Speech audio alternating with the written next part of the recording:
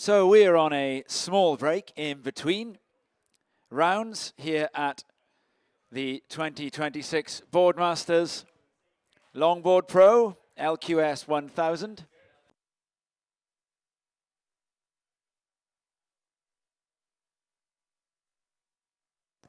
Surfers in the water, you can ride a few waves while we are changing over the computer systems and getting things set up to move back to a single panel.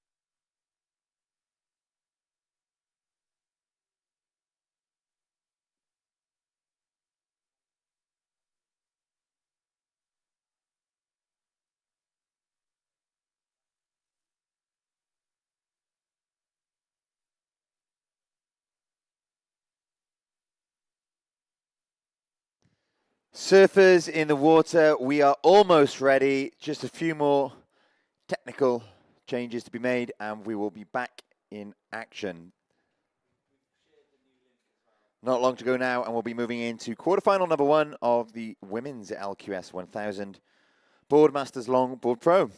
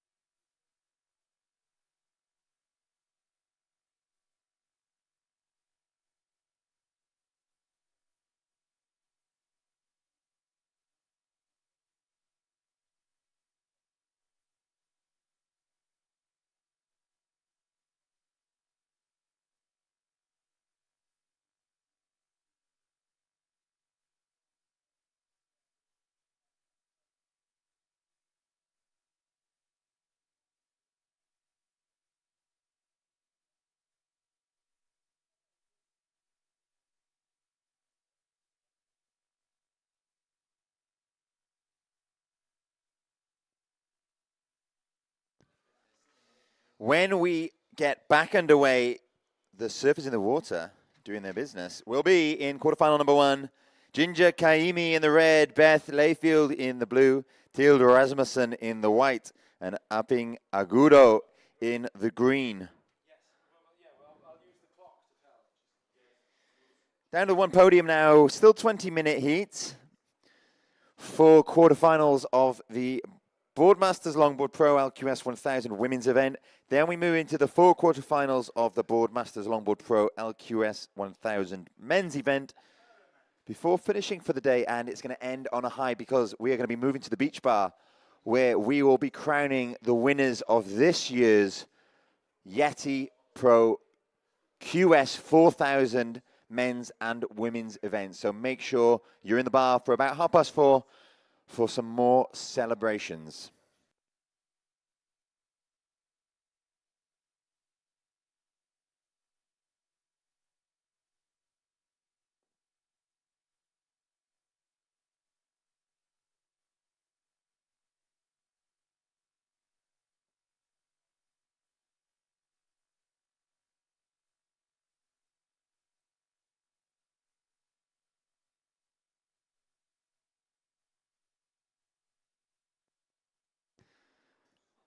Of course, we're moving to just a single peak now. We've swapped from the 2 peaks.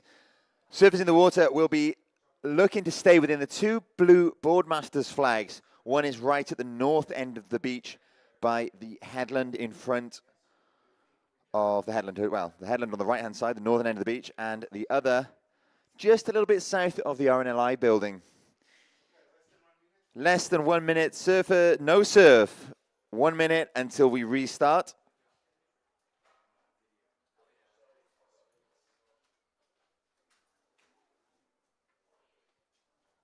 Counting down in 5, 4, 3, 2, 1. That singular horn blast suggests that the heat has begun. It certainly has. It's quarterfinal number 1 here at the Boardmasters Longboard Pro LQS 1000 women's event. Coming up in quarterfinal number 1 in the red, Ginger Kaimi. In the blue, Beth Layfield. In white, Tilde Rasmussen. And in the green, Apping Agudo. We are live on the beach here at North Fistral and also coming to you live online at home. You can tune in from the WSL website, the WSL app, or find us on the WSL YouTube page where you can catch all of the live action plus the added bonus of the replay. Joining me in the booth this afternoon, to my left, is Tom Anderson. How are you, Tom? I'm very well. I'm dandy watching beautiful colours of a low tide Fistral beach, the gorgeous golden sand, the luscious liquid blue of the ocean itself, sunlit, and the four surfers, they're great surfers. Ginger Caimi, the defending event champion from Italy, raised in the Canary Islands. Beth Leafield, local hopes in the blue. Tilde Rasmussen from Denmark, who amassed a score of about 15 points in the last round. And Apping Agudo from the Philippines, who is also a very decorated surfer and has stood out here in previous years. Now, Tom, you've done a fab job of introducing the surface and describing some of the scenery. If we cast our eyes at the sea now, we can see live action. Surfer in red, Ginger Caimi having a wave through the inside, Beth Layfield in the blue behind her. And Beth Layfield has already posted 2 scoring waves. The first of blue, a 0.83 out beyond on her in the white, in the green, I beg your pardon, was Apping Agudo. So quick start for 3 of our surfers there. You talked about the colours on the ocean, Tom. I'm looking at the colours on the beach. We have so many tents, so many parasols, so many windbreaks, and it's because the beach is full, a sight that I love to see. Fistral in the summer, throngs of people on the shoreline, taking in the spectacular action here at the Boardmasters and enjoying the great British seaside. A wonderful day. Welcome to you all. The beach bar is jam-packed as well, as is the Yeti Athletes area. Everybody with eyes on the ocean. For the quarterfinals of this, the Boardmasters Longboard Pro LQS 1000, it's the women's side of the draw. We've got 4 quarterfinals coming your way before we move into the men's side of the draw. Up and riding right now in the red is Ginger Caimi, as you mentioned earlier, Tom, defending event champion. Ginger, growing up in the Canaries, representing Italy.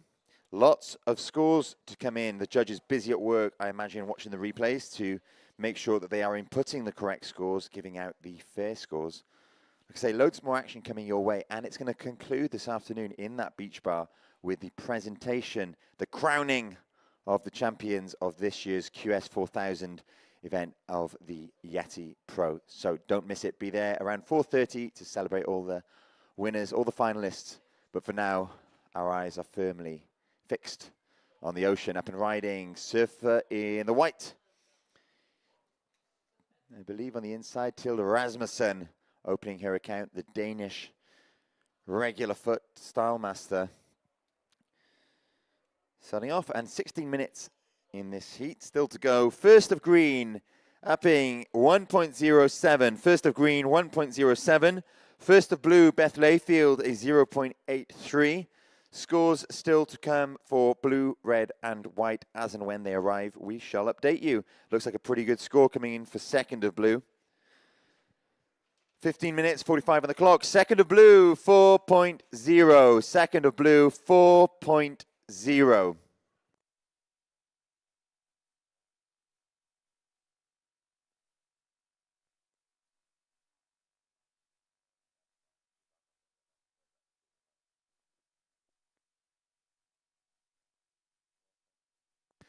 Second of green, a 1.1. Second of green, 1.1. Scores still to come for last of red, last of white, last of blue.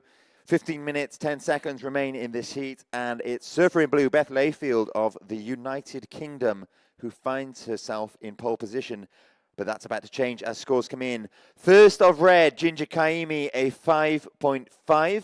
First of red, a 5.5. And that does lead to a situation change, but there's still 3 scores at least to come in. 14 minutes, 50 on the clock. We'll wait for all of the scores to come in. Otherwise, it's going to keep changing the situation.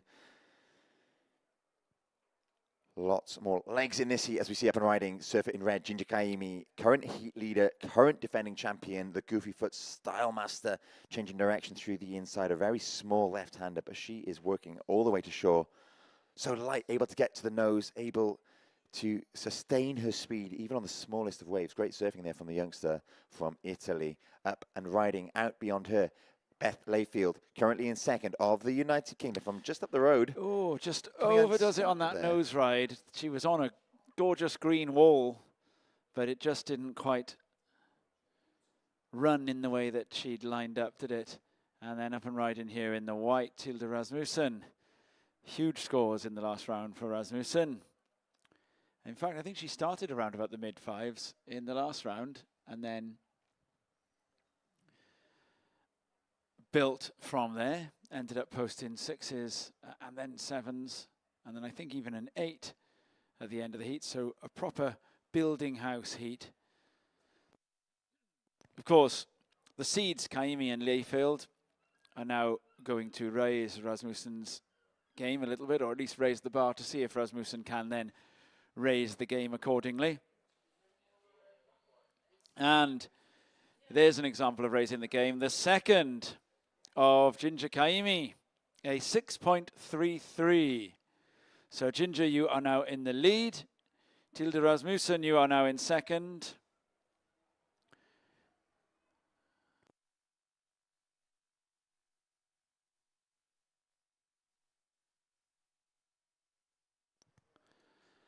So we're waiting still for a score, one more score for Rasmussen. Kaimi already into a solid lead. Last of Tilde Rasmussen, a 1.17. So situation, first red, Kaimi, second white, Rasmussen, third blue, Layfield. Beth, you need a 3.77. And in fourth, holding priority, Apping Agudo, you need a 6.66 Apping. And using that priority now, Apping Agudo, here she is on the backhand, cruising across a nicely lined up wave, gets to the nose for a quick 5, goes for another 5, and then is out as that wave finishes up on the inside of the bank. So if this is more than 1.1, which it will be, then it will reduce the requirement, even if it isn't as far as the 6.66. Beth Layfield slides into a wave on the front side, gets to the nose. I think that was a quick 10 there. So we talk about a 5 or a 10. People on the beach, we're referring to the number of toes over the nose. 5 toes over the nose is known as a hang 5. 10 toes over the nose, a hang 10. Hanging 10 is the epitome, the apex, the zenith of great longboarding.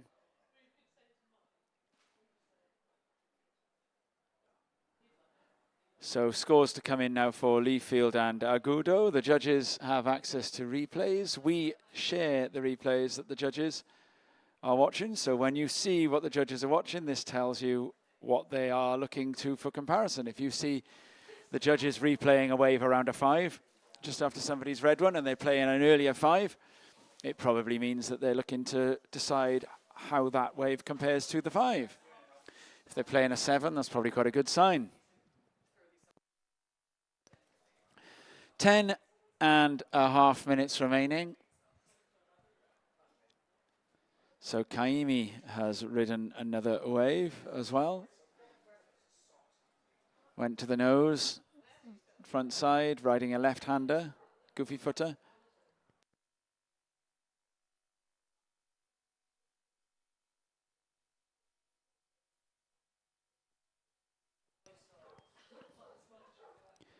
And so scores are in. Last of green, Apping Agudo, a 4.2. Last of blue, Beth Layfield, a 3.07. Situation, first red, Ginger Kaimi. Oh, Beth Layfield is looking to try and change things as well. I think she might get the reform on this. Not sure. Maybe she replaces the 3.07 there.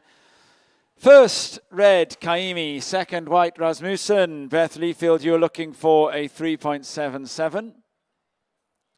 Yes, so she wasn't looking for a 3.07. She was looking for a 3.77 to go up into second.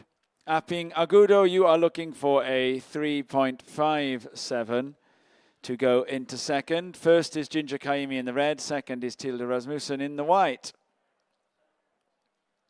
Leafield, you are looking for a 3.77. We will discover shortly whether that was a 3.77.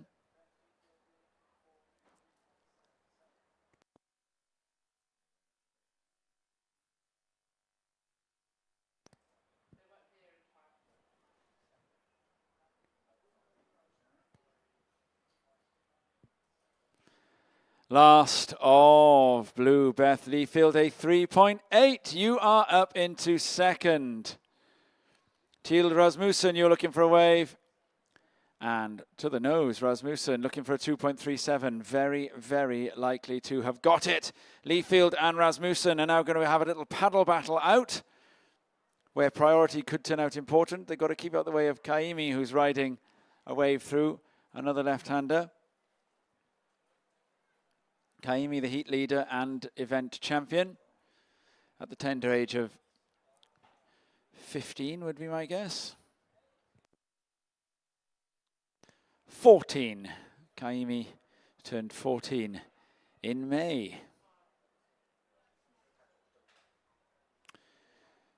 From Fuerteventura in the Islas Canarias.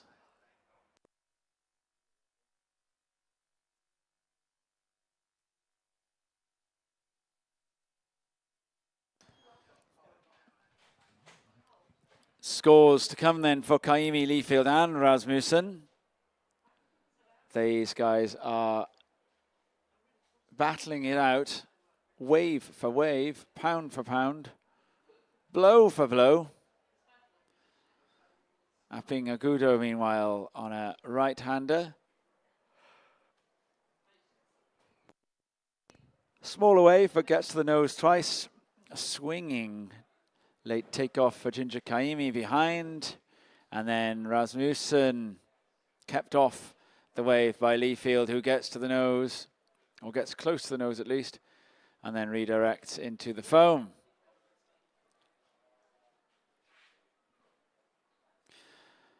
So, last of white, Tilda Rasmussen, a 6.1. You are back up into second. Beth Leafield, you're now looking for a 7.53. Last of green, Apping Agudo. It'll be your second highest score. It's going to be in the 2-point range.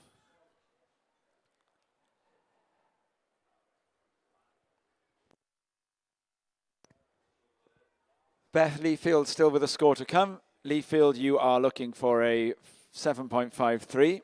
It'll remain to be seen whether that was that.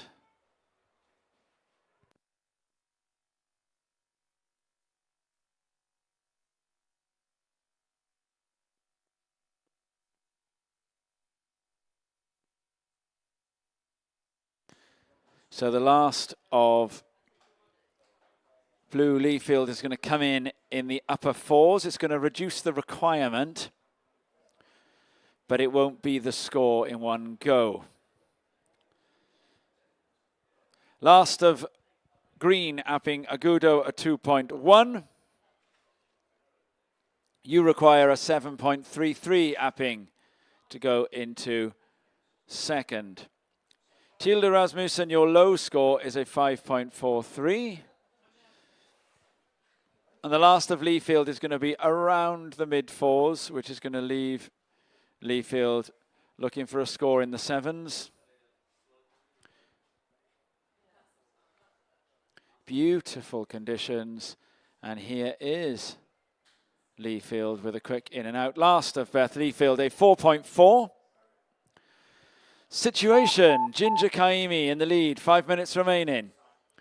Second, Rasmussen in the white. Third, in blue, Beth Leafield, you need a 7.13.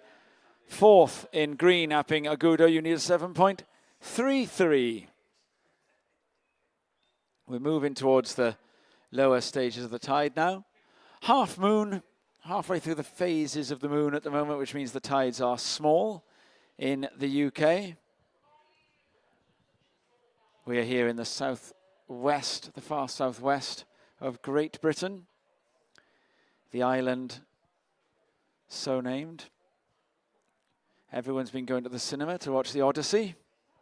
Well, one of the ancestors who fled the massacre at Troy had a great-grandchild called Brutus who came to Britain, and that's where Britain became known as Britain. And that is where we are, in the far northwest of Europe. I know everyone here knows that, so this is for those of you watching on TV from places like Australia or the USA.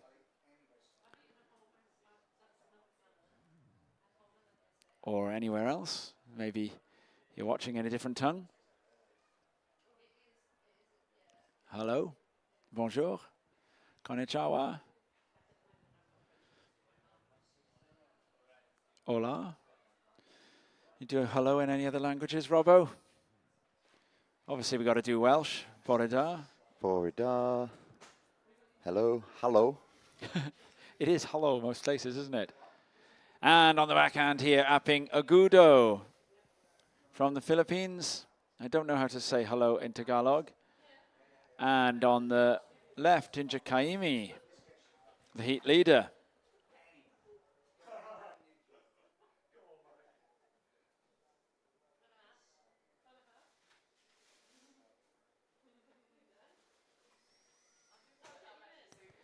So it's the fact that Britain was settled by the descendants of those fleeing the Trojan horse is probably not true, Rob. Did you know that? Well, that's disappointing. It's all probably made up. But, you know, where would we be in a world without stories? The story of this heat, 2.5 minutes remaining, is that Ginger Kaimi remains in the lead. Tilde Rasmussen remains in second. Beth Leafield is looking for a 7.13 and Aping Agudo is looking for a 7.33.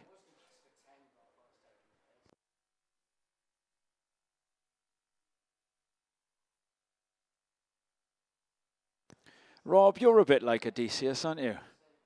Oh, go on. Well, facial hair. Is he moustached? Well, he's bearded as well. But you sport a bit of... Yeah, a bit of stub. What they used to call a deadline beard in university. Stubble. It's designer stubble, Tom. I don't think Odysseus' stubble was designer stubble. So, with 90 seconds remaining, heat lead, we have a wave for Tilde Rasmussen, a 6.1. A 6.17. Tilde Rasmussen, you are now in the lead. First white, second red. Third blue. Blue, Beth Leafield, you require a 7.43. Fourth green, Aping Agudo, you require a 7.63. So Tilde Rasmussen from Denmark, proving to be more than just a flash in the first round pan. She's taken that form straight into the round of 16, Tilde Rasmussen. And she's now 45 seconds away from a semi-final berth, having beaten the defending event champion. Kaimi will have something to say about that. And here she goes, but it's just an in and out for Kaimi. 35 seconds, there may be time to go again. 30 seconds remaining. Now Rasmussen has the heat lead and priority with 20 seconds remaining. Not even Odysseus could overturn that situation. And here goes Rasmussen using that priority onto the backhand. A quick trip to the nose, 10 seconds remaining. Backside re-entry roller coaster, counting out in 5, 4, 3, 2, 1. She's going to win the heat. The winner of that heat in white from Denmark, Tilde Rasmussen. In second, in red, Ginger Kaimi. Third, blue, Beth Leafield. And fourth, green, Apping Agudo. Great surfing, guys. That was an exciting heat. Last minute change. Second and third never completely secure either. Didn't know who was advancing until the very end. And we have, although both surfers advance, we have just seen the defending champion bettered, albeit both surfers still progressing. Anyway, stand by for quarterfinal number two. Coming up in the red, it will be Margot Vierge. In the blue, Canal Le Breton. In white, Lola Bleakley. And in the green, Carolina Mendez. 20 minutes on the clock. Stand by for countdown.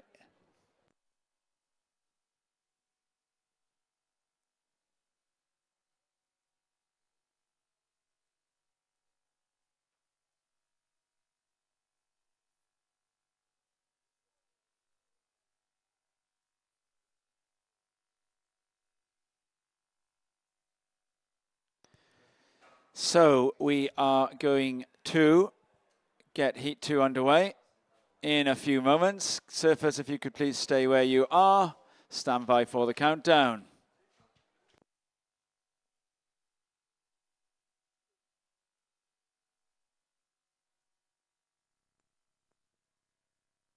Counting down in 5, 4, 3, 2, 1.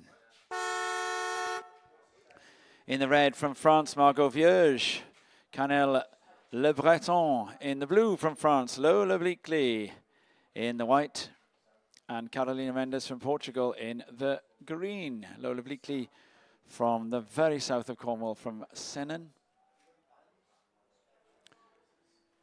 So there's a rather creepy scene in the Odyssey, Rob, when they all get turned into animals. Oh, yes. If that happened to you, what animal would you get turned into?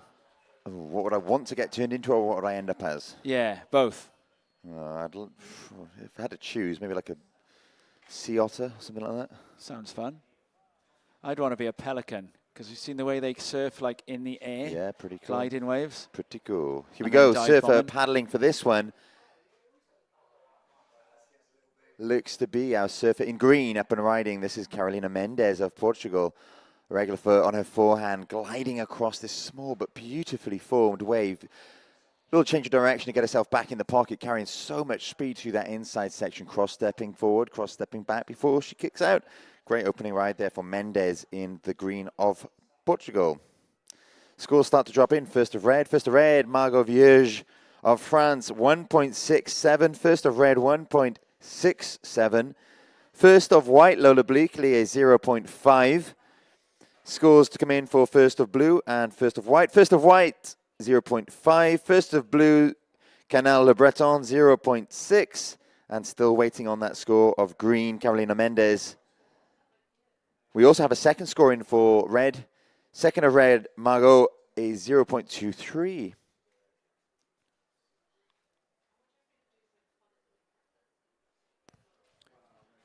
A sea otter then, yeah? Yeah, I quite like sea otters.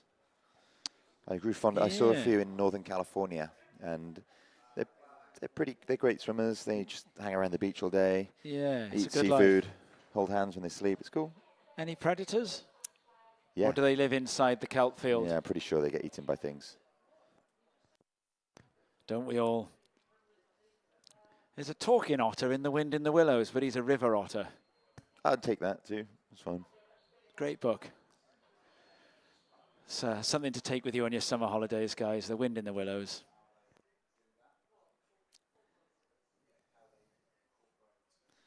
(17:20 on the clock. It looks like we're still waiting on a score for last of white. We have it. Okay, situation update. Surfer in white, Lola Bleakley, you are now first. Second of white came in at a 3.83. Surfer in green, Carolina Mendez, you are second. First of green, a 1.93. Surfer in red, Margot Vierge, you are third with a 1.67 and a 0.23. Surfer in blue, you are fourth with a 0.6, as we see.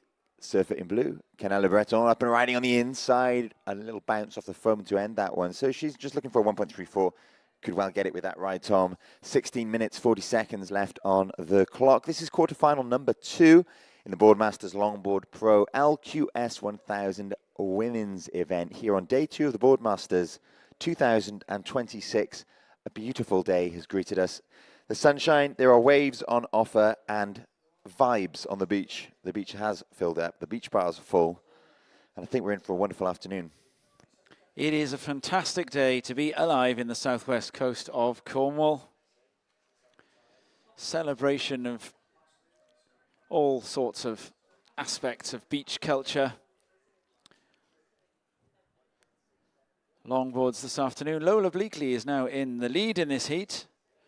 But then Canel Le Breton is going to get that back nearly straight away. So Lola Bleakley, your last wave was a 3.83, and Canel, your last wave was a 5.17. So the lead is now Canel Le Breton. Lola Bleakley, you're in second. Carolina Mendez, only one wave ridden. If your second wave is 2.41 or more, you will go into second.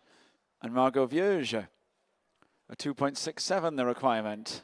Carolina Mendez is now riding a wave, gone to the nose but sunk. And taking off then in the red, Margot Vierge. And she is going right the way through to the inside, looking for a 2.67. That might be close. I think both Mendez and Vierge might fall just under those requirements, but we'll find out in a moment. I'm not a judge. If I was one, I'd be a bad one, so don't listen to me, even though I'm holding a microphone. People become desensitized to it in the end. So yeah, both surfers are going to come just under, so the situation is going to stay the same. Last of green, Carolina Mendez at 1.9. Last of red, Margot Vierge, a 1.07. So Le Breton from Bleakley, Carolina Mendez up and riding and looking for that 2.41, and she's out again, may well fall short again. Vierge looking for a 2.67.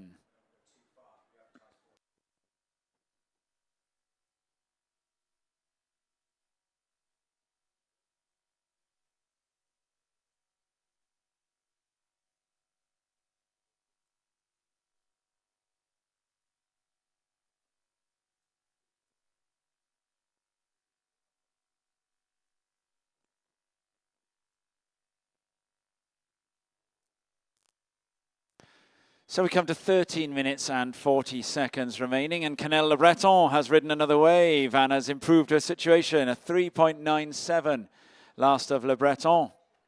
Lola Bleakley now has priority. Lola, your low score is a 0.5. To go to the lead, you would need a 5.31. Carolina Mendez, you need a 2.41. Vierge, red, you need a 2.67, but bear in mind that Lola Bleakley's low score is only a 0.5. As soon as Lola Bleakley replaces that score, the requirement will go up, and here is Lola Bleakley about to replace that score. Or maybe not.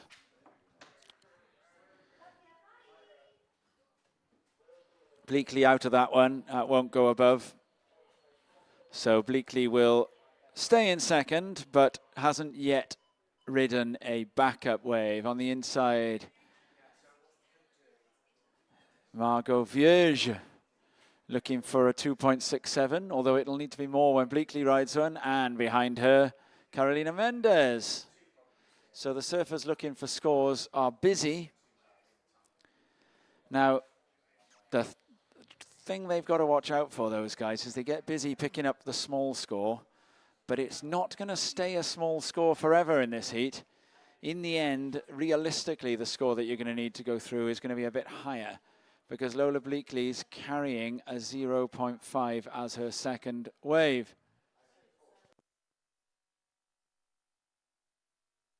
With 12 minutes remaining, you would generally back Lola Bleakley to improve significantly on that as the heat progresses.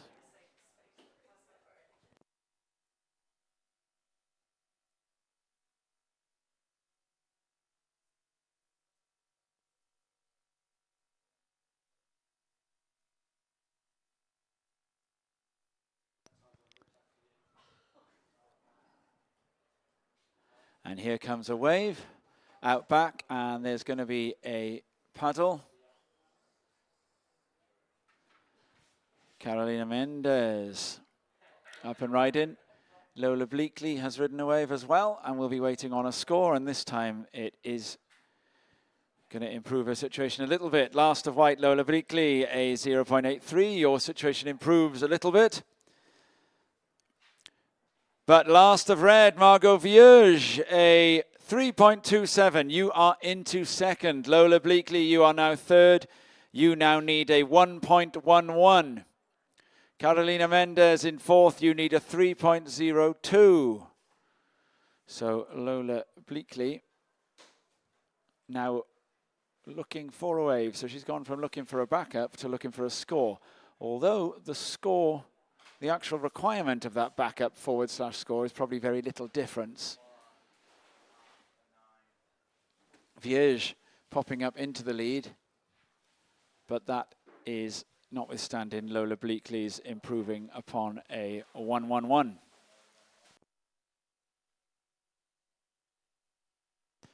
Who's coming up in the next quarter, Robbo? Some very familiar names, Tom. Coming up in quarterfinal number 3 is Emily Curry, Mare Robrock, Maya Glazenap, and Lucy Small. Names we've seen in past iterations of this very same event. Some fantastic performances between them, some very high scores between them all. With 9 minutes, 45 seconds to go, all scores are in. Surfer in blue, Canel Le Breton, you are first. Blue, you are first, with a 5.17 and a 3.97. Surfer in red, Margot Vierge, you are second. Red, you are second with a 3.27. You require a 5.87 to replace your 1.67 if you're to move to first. In white, Lola Bleakley, you're third with a 3.83 and a 0.83. You need a 1.11. And in fourth, in green, Carolina Mendez with a 1.93 and a 1.9. You need a 3.02 to move into second. 9 minutes remaining in this heat. Up and riding on the inside. Looks to me to be surfer in white, Lola Bleakley. She's looking for just a 1.11 to move into that second position, which would see her advance into the semi-finals. I think it's going to come just under. Going to be tight, but yeah, it's a smaller inside wave. There wasn't much on offer. Yeah, she's got to get some open face if she's going to get that 1.11 or more. So last of Lola Bleakley is 0.87. So Lola, you are still looking for a 1.1. Now Lola Bleakley already has a 3.83. Here she goes. Now this time she is going to get it. Gets to the nose and recovers. So this time she's going to get it with some to spare. That will be a change of situation for Lola Bleakley. Unquestionably more than the 1.11 this time. She was already carrying a 3.83, so Vierge and Mendez are going to find themselves in a bit of a predicament once this score lands. And this is where there's a kind of a false security when your rival is carrying a low score. So Vierge popped up into second with a 3.27, but in reality was going to need a bit more than that. So the last of Lola Bleakley probably more comparable with her earlier score, I would imagine. I am not a judge. If I was, I'd be a bad one. Which is why I use the word imagine rather than predict. You know how to say imagine in Welsh, Robbo? It's a great word. I don't. Dychmygu. Dychmygu. Last of white, Lola Bleakley, a 2.7. You are now into second. Margot Vierge, you now require a 3.27 all over again. Same score as before, Margot. 3.27. Carolina Mendez, you require a 4.6. Can I guess the spelling of Dychmygu? Yes.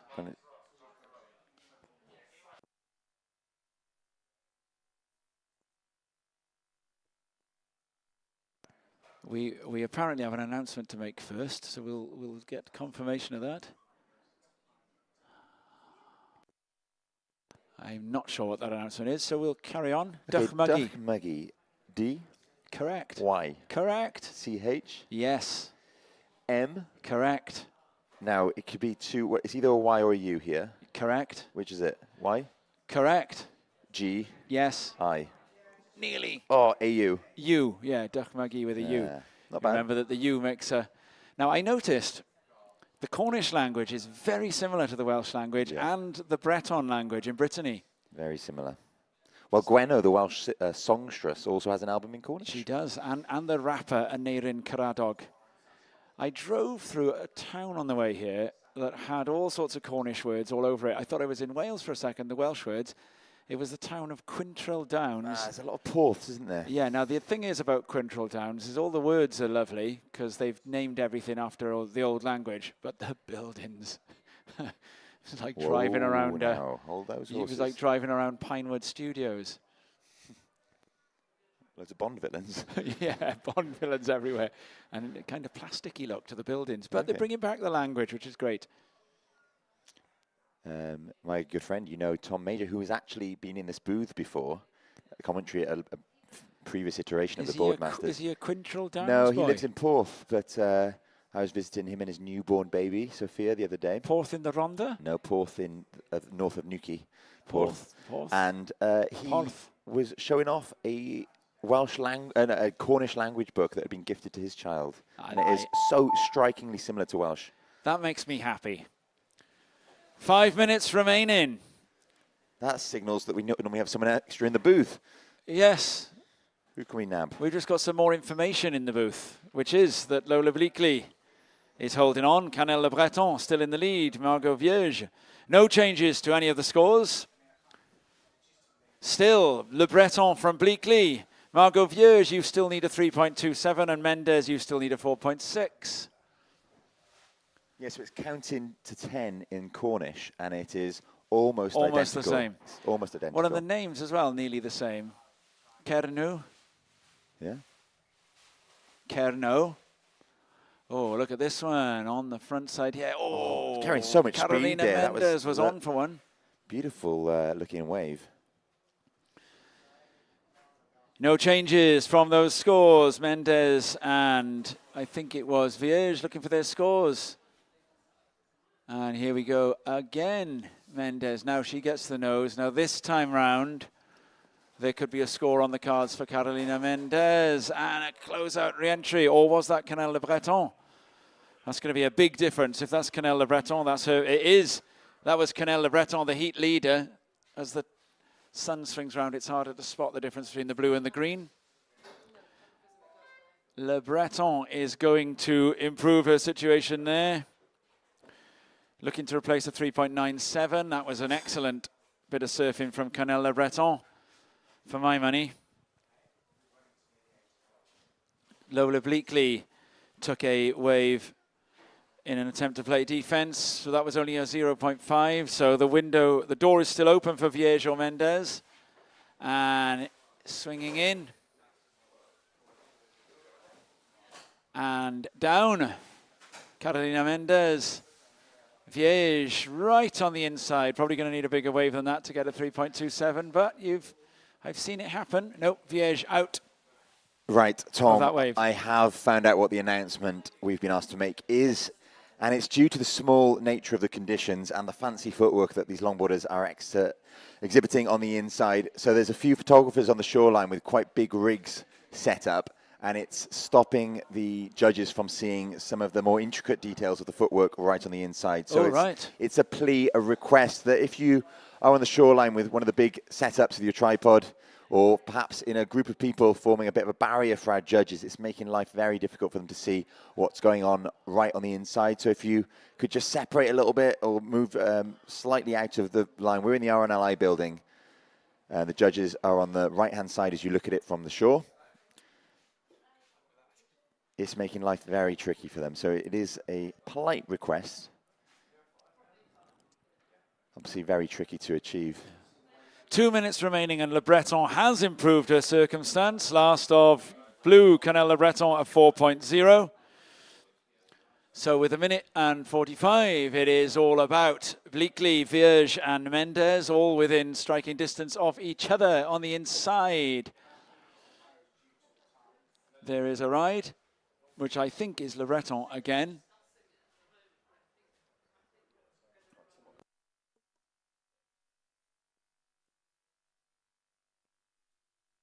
And we come down to the last 80 seconds. No, it was Vierge. So Le Breton, Vierge and Mendes have all just ridden waves. Now Lola Bleakley as well. Possibly may need a score here. Bleakley, a roller coaster through the white water. Comes to the inside, goes to the nose, doesn't recover the nose ride. So we go down to the last minute. All 4 surfers have ridden a wave. There may or may not be time for them to get back out and ride again. These longboards do paddle very quickly. And then we've got a takeoff for Bleakley on the inside. 40 seconds remaining. 40 seconds. 35. Scores are in, no changes, just Margot Vierge. 1 score to come for Margot Vierge. Needs to be a 3.27. Last scores of blue, white, and green do not change anything, but there is a score for red that we're waiting on for Margot Vierge. We're into the last few seconds of the heat. Bleakley swings in to try and play defense on the inside. Counting this one out in 5, 4, 3, 2, 1. Bleakley stays with that one. So, did Margot Vierge equal her top wave in those closing seconds? A serious amount of waves ridden in that heat. Massive. There? That 10, was 40 waves. 20, 30, yeah, 40 waves. That was a 40 wave heat. 41, I believe. Actually, there's another 2 to come, so 43. Vierge is going to pick up a ride in the 2-point range, a ride in the 1-point range. Scores are in. Margot Vierge holds last score at 2.53, comes under. Final results, Canelle Le Breton in first, Lola Bleakley second, Margot Vierge in third, and Carolina Mendes in fourth. Final tally of waves for that 41. heat, 41 waves. Wow. 41 waves. The judges are going to go and lie down in a darkened room after that one. That might be the most I've ever seen in a heat. 41 waves. Brilliant. Absolute joy for the spectators. In fact, the judges, I can see 1 or 2 of them coming out. They're actually themselves, they're delighted because they've enjoyed that surfing because a lot of it was really good surfing as well. So that was fantastic. Bit stressful for anyone trying to keep scores. But these are the world's best, both in the water and in the judging tower. Well, whilst we wait for this next heat to count down, I can let you know who's in it. In red, Emily Curry. In blue, Mary Robrock. In the white, Maya Glazenap. And in the green, Lucy Small. And we prepare to count down now in 5, 4, 3, 2, 1. We're underway. Quarterfinal number 3 in this, the Boardmasters Longboard Pro LQS 1000 women's event. On day 2 of the Boardmasters 2026, the sun is shining, the surf continues to roll in here at North Fistral. And what beautiful conditions we have got for these longboard quarterfinals. 2 more quarterfinals for the women's side of the draw before we move into the men's side of the draw for the last 4 heats of the day.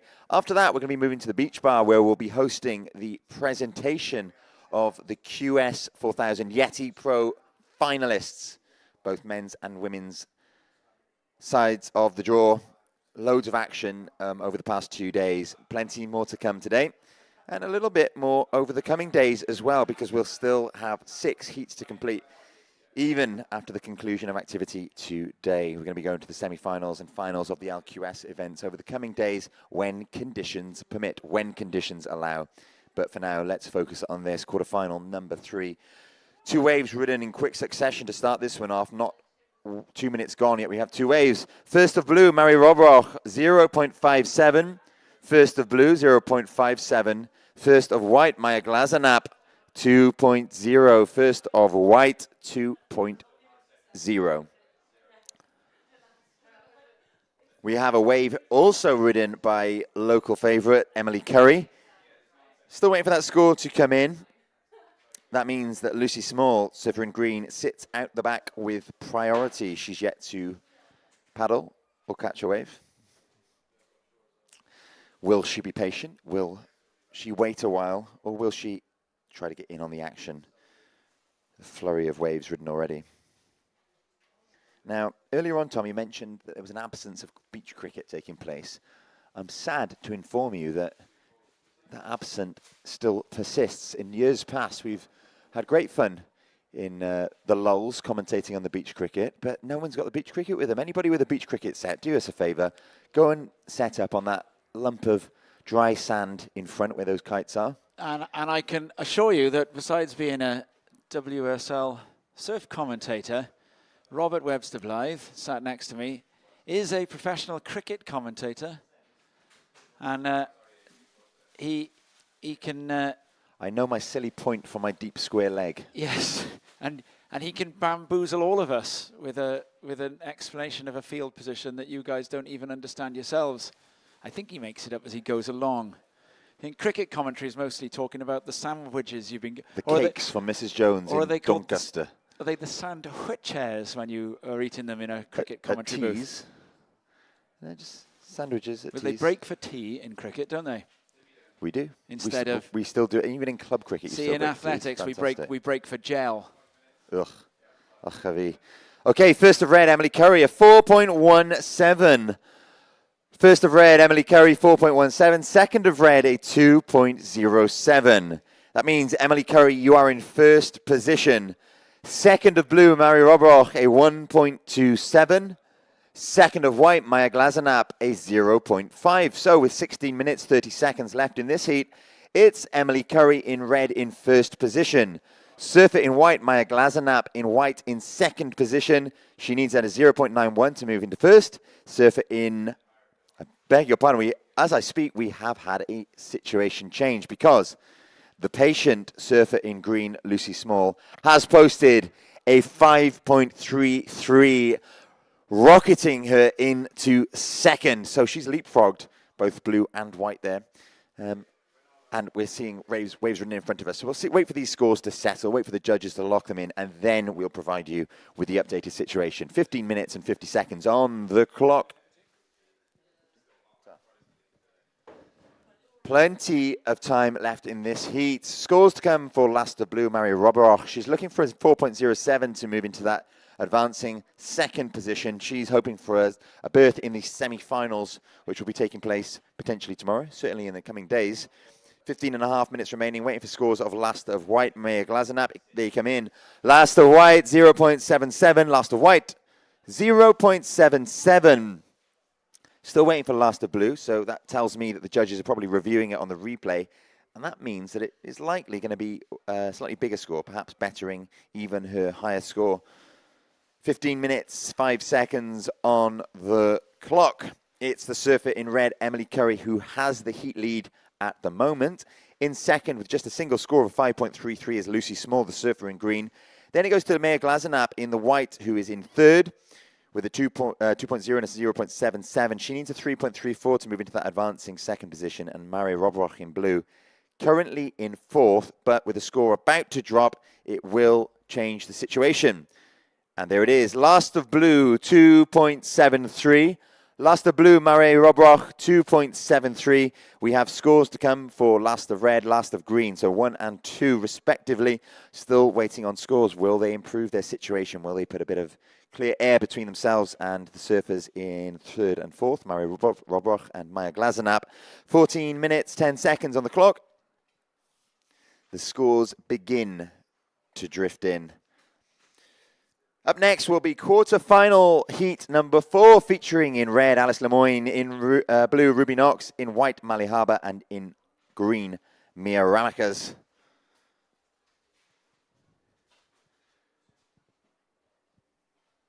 That will then, of course, conclude the quarterfinals for the women's side of the draw, and we'll move swiftly into the men's side of the draw. We're hoping to get down to the semi-finals of both men's and women's this evening, before we break to celebrate the winners and finalists of the QS 4000 Yeti Pro events that we saw reach their climax, their conclusion earlier on this afternoon. Okay, last of green comes in a 4.27. Last of green, Lucy, 4.27. Still waiting on last of red, Emily Curry, and last of white, Maya Glazenap. Maya, surfer in white, currently in fourth, will need a 4.24 to move into second, but she could be hoping potentially to reduce the requirement by bettering that 2.0. Emily Curry needs a 5.43 to move into first, so again, maybe she's looking to reduce the requirement, improve on that 4.17 higher score of hers. 12 minutes, 50 seconds remaining in the heat. First indication suggests that last of white is going to come in at the best score of the heat thus far, and it does. Last of white, Maya, 6.0. Last of white, 6.0. Great score there for the French surfer in white. That means that Maya is now up into second. We are still waiting on a score for last of red, Emily Curry. The judges have been reviewing it for a fair while now, which again suggests to me that it could be a decent score. She needs to improve on a 4.17. She's looking for a 3.84 actually to move into second. She gets it. Last of red, Emily Curry, a 4.93. Last of red, 4.93. So it's now waiting on another wave of red and another wave of blue. Last of blue is 0.5. It will not factor in, so no change there. Just last of red still to come in. I think it was an up and down. I can't remember it being any more than that, but the judges have the benefit of the replay, as do our viewers at home, who will get to see all of the replays as long as they have their eyes peeled to the WSL website, app, or the YouTube channel. 11.5 minutes left in this heat. As it stands, surfer in green, Lucy Small, is in first. We're waiting for a score for her. Surfer in red, Emily Curry, is in second. We are waiting for a score for her also. She needs a 4.68. Surfer in white, Maya Glazenap, is in third. She needs a 3.1 to move into second. And surfer in blue, Maria Robroch, is in fourth. She needs a 6.37.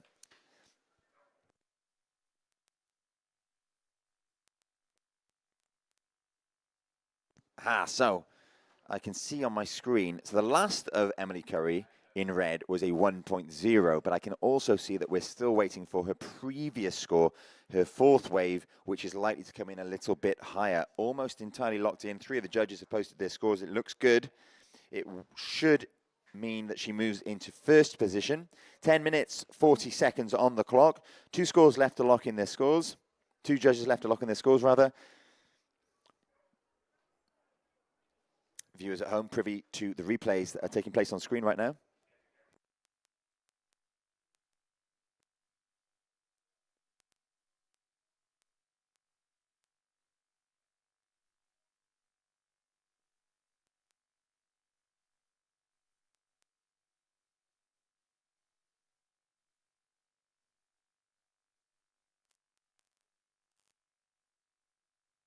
Okay, fourth of red, 5.37. Situation change, 10 minutes left.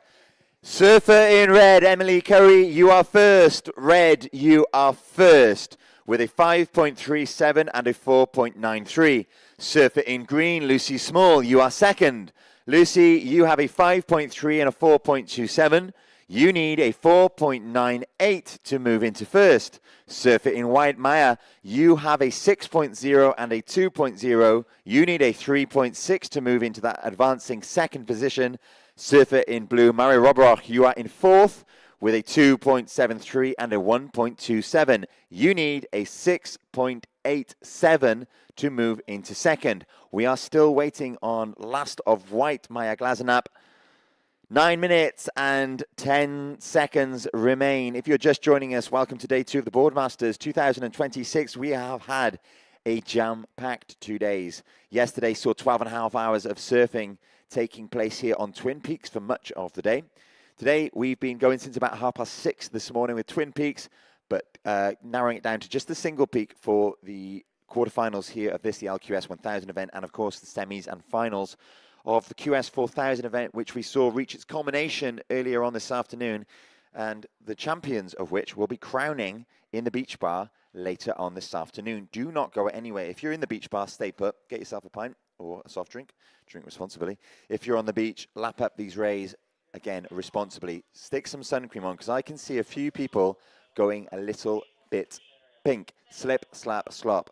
Slip on a t-shirt, slap on a cap, and slop on the sunscreen, because it is mighty warm out there, and I would hate to see anybody get burned. 8 minutes, 10 seconds left. Still waiting on last of white. In fact, I can see on my screen that we're waiting for 2 scores for white.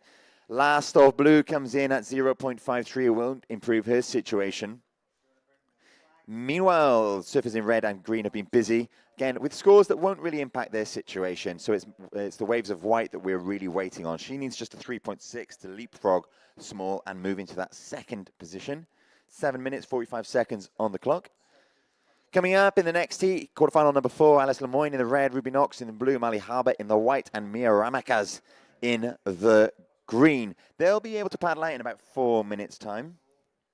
Not that they'll need it today. Conditions fairly small, and of course they're on the longboard, so they'll whiz out into that lineup. Tide dropping out, clearing plenty of sand. As mentioned, plenty of sand that is prime real estate for a game of beach cricket. So if you've got the beach cricket set with you, go and stick the stumps in the ground, stride out the yards, and let's see some hostile bowling. Some body line, please. 7 minutes left on the clock. There's the score we were waiting for. So Maya Glazanap posts with her 4th score a 6.0 and with her 6th score a 5.47. She's leapfrogged not only Lucy Small but Emily Curry, and she now sits in 1st. 6 minutes, 45 seconds on the clock. A wave still to come for last of white, but it won't change the situation because white, you are now 1st. Maya, you are in 1st position. Emily, red, you are now 2nd. Red, you're 2nd. You need a 6.1 to move into 1st. Lucy, surfer in green, you are 3rd. Green, you're 3rd. You need a 4.98 to move into 2nd. And Mary Robrock, surfer in blue, you're now 4th. You need a 7.57 to move into that advancing 2nd position. 6 minutes, 10 seconds left on the clock. Still a score to come for last of white. And there it is, that score for the last of white, Rob. 5.03. It won't feature in the top 2, but it's a great score nonetheless. Just going to update surfers and beachgoers alike that we've been on 2 peaks for most of the day so far. We're down to just the 1 now. And the update is that we're going to be closing the competition area to only the northern peak. So flags will be repositioned to indicate this.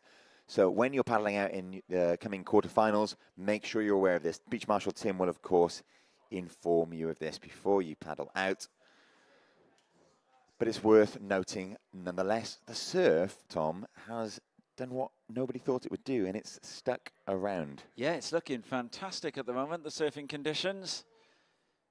Lovely blue walls, perfect for competitive longboarding as well, because it's offering that lovely variety of wave faces that afford both the traditional and the progressive surfing to happen.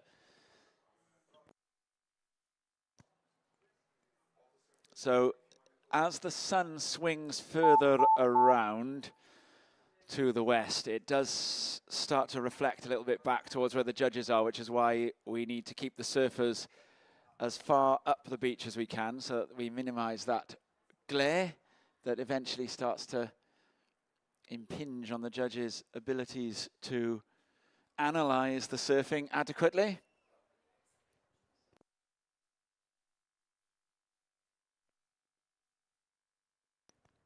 Or to adequately analyze, whichever way around you prefer those 2 words. And we're going to see a possible paddle here, a little peak coming through. Tide's not huge at the moment, so it's not really bottoming out into those dumping low tide waves, which can sometimes produce quite nice A-frames in Little Fistral, or towards Little Fistral. Little Fistral itself, a break right round to the corner. It's not going to get shallow enough for that to break today. There is a very famous winter only, well, usually winter only, big wave spot, the Cribber, a bit further out to sea. Although I say winter only, the Cribber was first ever ridden in September. Well, in years past here, we've seen it breaking as well. We have. But it was September, first ever ridden in September by Rodney Sumter, Jack Lydgate, and Bob Head. Bob Head was one half of Bill and Bob. Bilbo. Bilbo Surfboards. They were Australian lifeguards working here for the summer.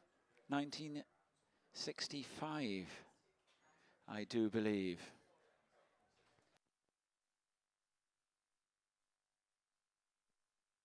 I have actually had the privilege, the incredible privilege, of sitting down over a cup of tea in Rodney Sumter's own living room and having the entire story recounted to me. British history, British surfing history being made.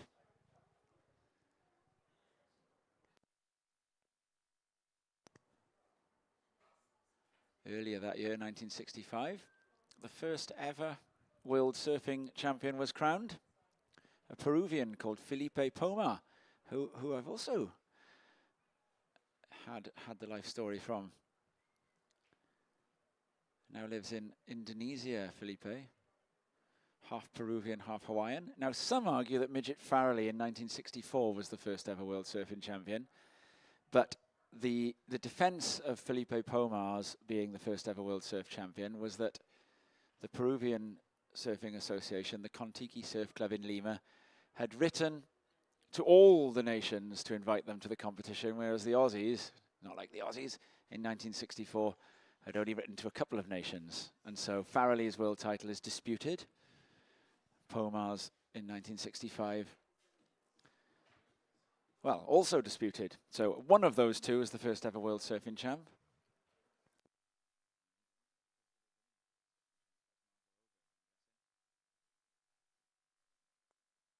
We are into the last 1 minute and 30 seconds of this heat, waiting for scores to come for last of green, Lucy Small. It's not going to be a heat changer for her. It's going to come in around the 1.5 mark, I think. So situation update. Surfer in white, Maya Glazenap. You are first. White, you are first. Emily Curry, surfer in red. You are second. You require 6.1 to move into first. Surfer in green, Lucy Small, you're in third. You needed just a 4.98 to move into second. And surfer in blue, Murray Robroch, you are in fourth. You need a 7.57. 1 minute remaining. Can it be done? Will we see a change in situation? Will we see anybody leapfrog? Anybody else? Scores to come for last of blue, last of green. Like I say, last of green is looking like it's going to be fairly small. The judges just waiting to lock it in, though. Last of blue. I don't think it's going to improve her situation either. It's going to come in there or thereabouts, the same as her lowest score.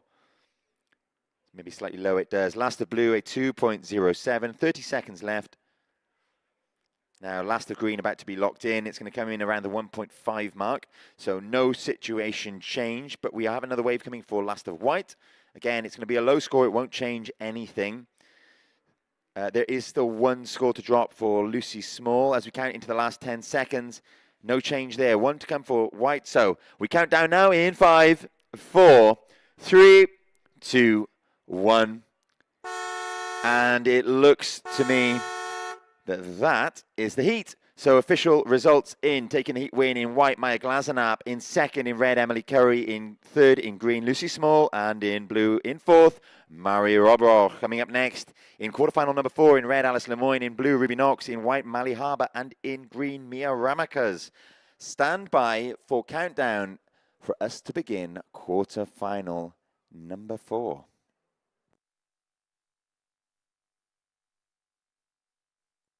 Now, whilst we're waiting for this heat to start,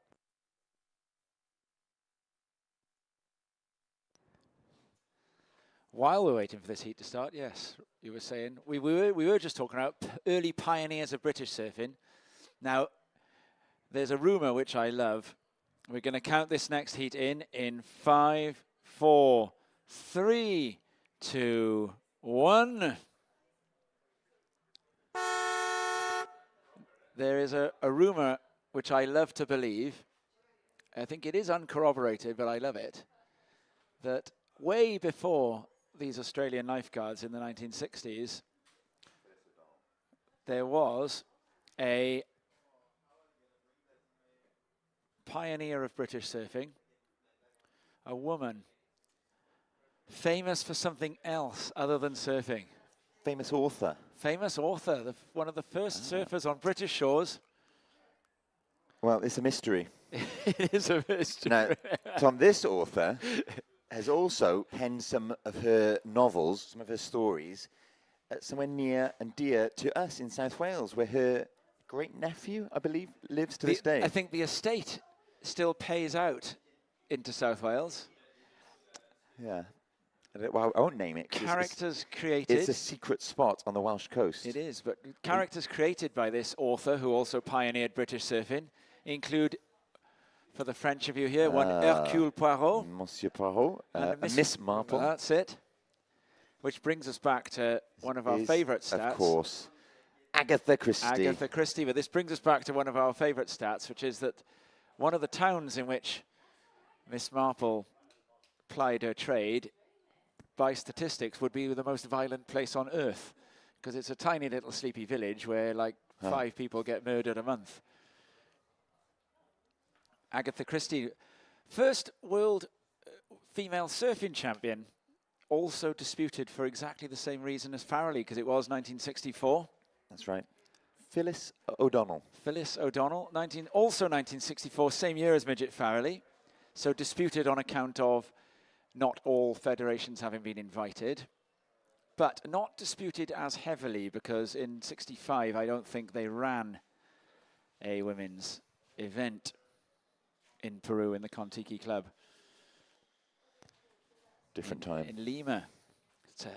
It's a rubbish wave, that, in Lima. Miraflores, rubbish wave. Peru does have some very good waves, though, including the world's longest wave, or the world's longest non-tidal bore wave, Puerto Chicama in the north. Just a 1 score for Ruby Knox from Ireland at the moment, a 1-point ride. Alice Lemoyne has also ridden a wave, former world number 2.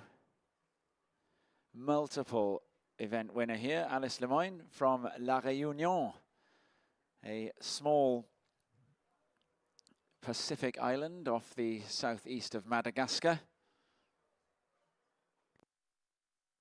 And Lemoyne is going to post a relatively modest score by her standards. First of red, Alice Lemoyne, a 4.83.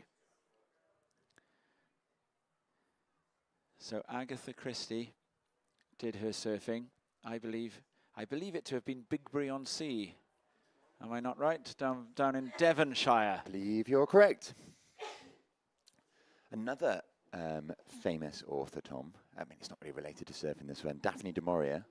Oh, Daphne du Maurier of Rebecca. What a spooky novel that is. And Jamaica Inn, which is, you see on the way through. This neck of the woods. Well, my friend, someone you know as well, Oliver Davis, bought from her estate her boat she used to go to the shop in. The boat, Daphne du Maurier. Well, I tell you what, you run the risk of being either haunted or murdered in that. Actually, it's sunk. There's a sunken boat in Rebecca, isn't there? And then when they dig it up, it's got a dead body. Oops, spoiler alert. Okay, 16 minutes left in this one. First of red, Alice Lemoyne, 4.83. First of red, 4.83. First of blue, Ruby Knox, a 1.0. Second of blue, 0.93. First of green, Mia Ramakas, 0.63. And that's all of the waves ridden thus far. A little over 15.5 minutes to go. Mally Harbour from Britain open her account there as well. A nice, stylish front hand right-hander.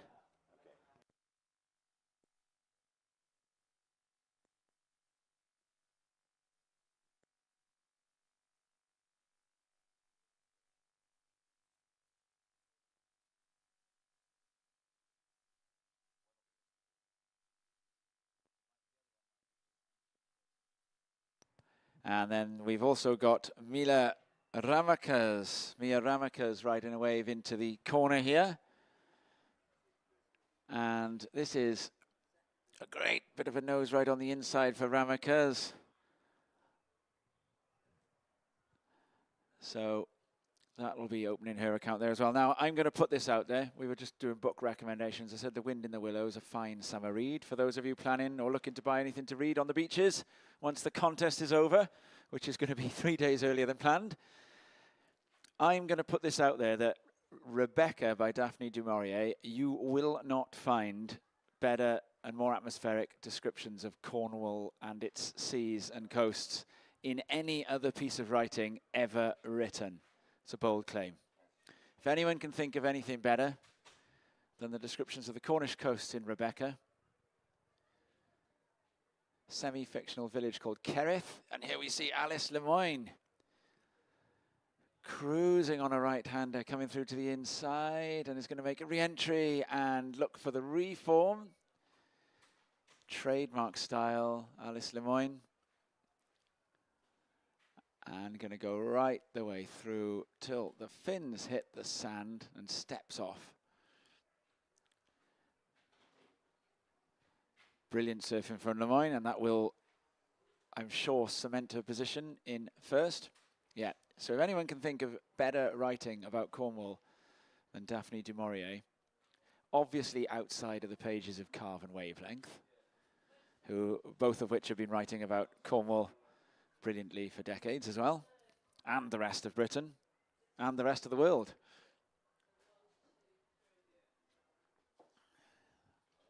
But outside of the surf journalism, the fine surf journalism this country produces, I don't think you'll top Rebecca.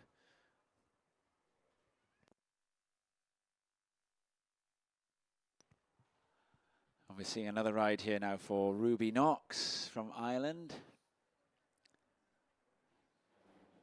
Judges have been studying a replay of Mia Ramaka's, so they can decide. They've been comparing it to Alice Lemoine, and they decide favourably on that comparison. Mia Ramaka's temporarily goes into the lead. First score of Mia Ramaka's in the green, a 4.53.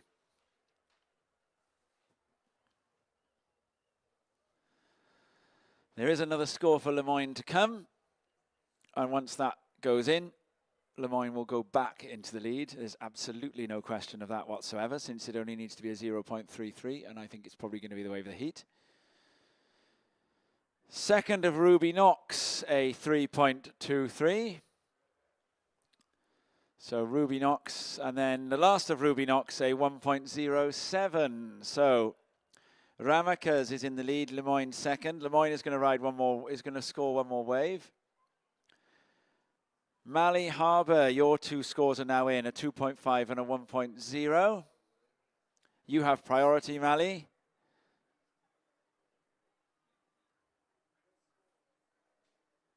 And a decent wave here. Take off, surfer in white, Mally Harbour.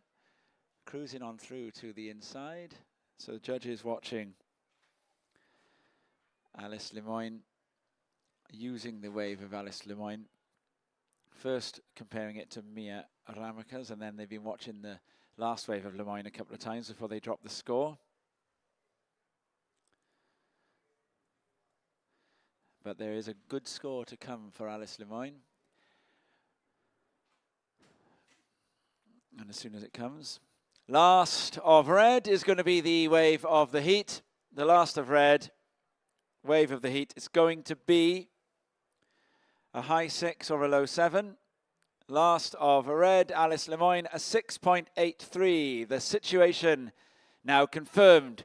First red, Alice Lemoine. Second, green, Mia Ramaka's.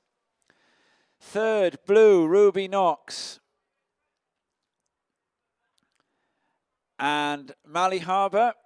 One more wave for Mally Harbour comes in, a 2.43. So Harbour up into third. First red, Lemoine. Second, green, Ramaka's. Third, white, Harbour.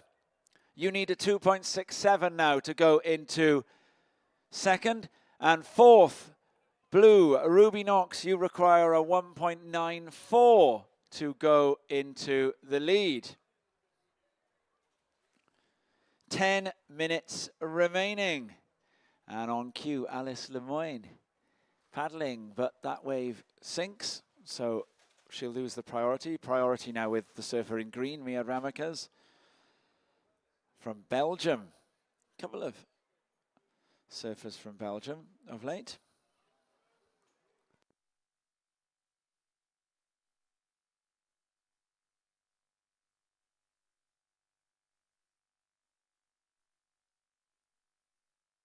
You been to Belgium, Robbo? I've called through it. Have you? Crawled through it or Called. called through it? Called through it. I called through Belgium. I called into it. Did you? Yeah. Ah. Had some French fries. Did you? So you had French fries in Belgium? Because I've had Belgian chocolate in Britain. I believe the Belgians were the creator of the French fries. Were they?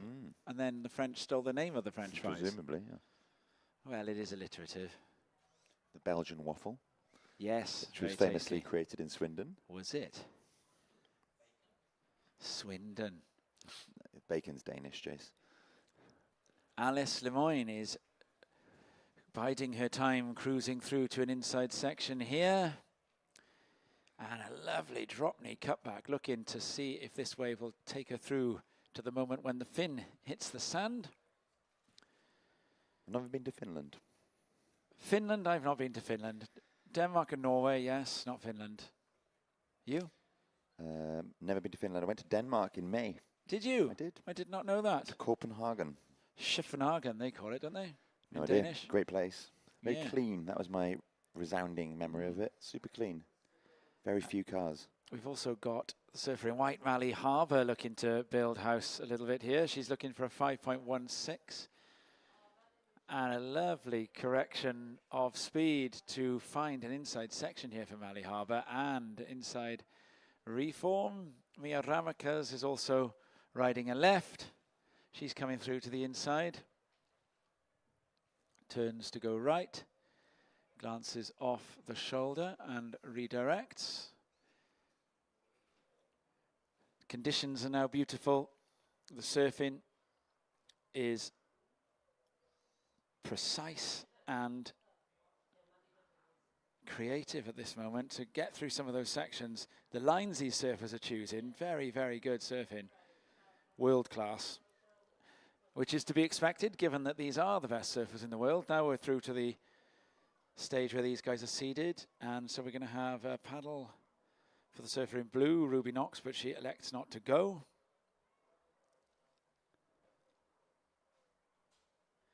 Not been to Copenhagen or Schiffenhagen myself. I've been to the coast of Denmark. I've surfed there. As has one of the other quarterfinalists, yeah, Tilda. I'm sure, Rasmussen. Tilda Rasmussen. Locken was the place where I surfed. It was quite good. It felt a bit like the south of France in terms of the look. The waves weren't quite the same. Warm water. Yeah, I swam in the middle of Copenhagen in May, and it was perfectly warm. Beautiful. Such is the cleanliness of the city. You can swim in its harbour. Sorry, Robbo. Last of red, Alice Lemoyne, a 3.5. Last of blue, Ruby Knox, a 1.17. Last of white, Mally Harbour, a 2.73. Last of green, Mia Ramakas, a 3.43. Situation, first red, Alice Lemoyne. Second green, Mia Ramakas. Third white, Mally Harbour. Mally, you require a 5.23. Fourth blue, Ruby Knox. You require a 4.73, Ruby. 6 minutes remaining. Priority is with Alice in red, then Ruby in blue, then Mia in green. And we have, the surfers have tracked a little bit south.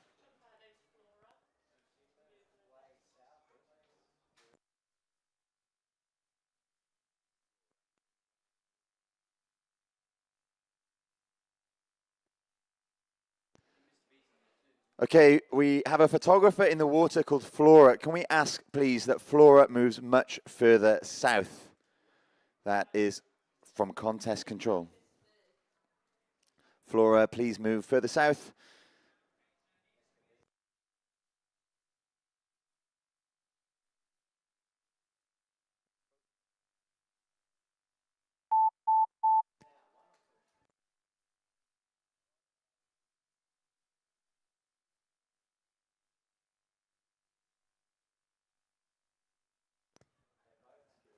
Alice Lemoyne now taking off on one of the biggest waves to come through in the last period of competition that we've been holding here, and she's going to get a reform through. Plenty of juice on this wave. Now Lemoyne is going to try and strike out in front of it and push on to the next section over. She changes her mind, cuts back to the power section. That was the right decision. Lemoyne with a quick trip to the nose. Runaway speed as she comes through to the inside and does a beautiful redirect over the inside section. Quite possibly into her top two there for Alice Lemoyne.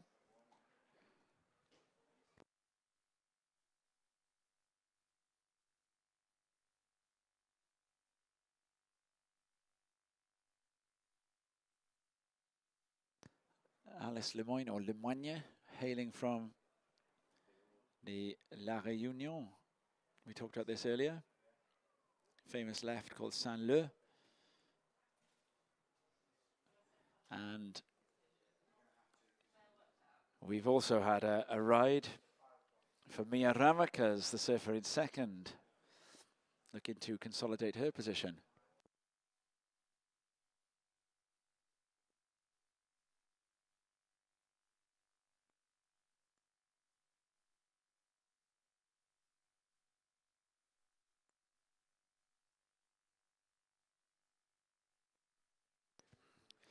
So we come into the last 3 minutes now, and the eyes will be on Mally Harbour and Ruby Knox, who are the surfers chasing scores. Mia Ramakas would improve her situation with anything over a 3.43. Ramakas has ridden quite a few waves this morning around and above that range. Last of red, Lemoyne.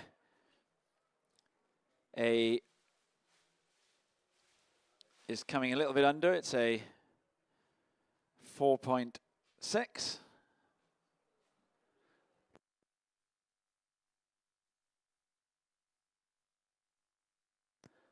So last of Lemoyne does not go into the top two. Standing by for the last of green, Mia Ramakas, as we come down to 2 minutes left, will improve Mia Ramakas' situation. The requirement will go up. Last of green, Mia Ramakas, a 4.17. The requirement now for the surfer in white, Mally Harbour, in third, a 5.97. The surfer in blue, Ruby Knox, the requirement is a 5.47. Ruby, you need a 5.47. Mally, you need a 5.97. Alice, you are in the lead still. Mia Ramakas, you are still in second. Priority with red, then green. So the two surfers in the two advancing positions with 90 seconds left are also the surfers with priority. So it's a tough job for Mally Harbour and Ruby Knox to find the score that they're going to need, because the two surfers leading them can take any wave they want from the next 75 seconds. So there's a takeoff. And in and out for Mia Ramakas. So that was priority used. Lemoyne now has priority.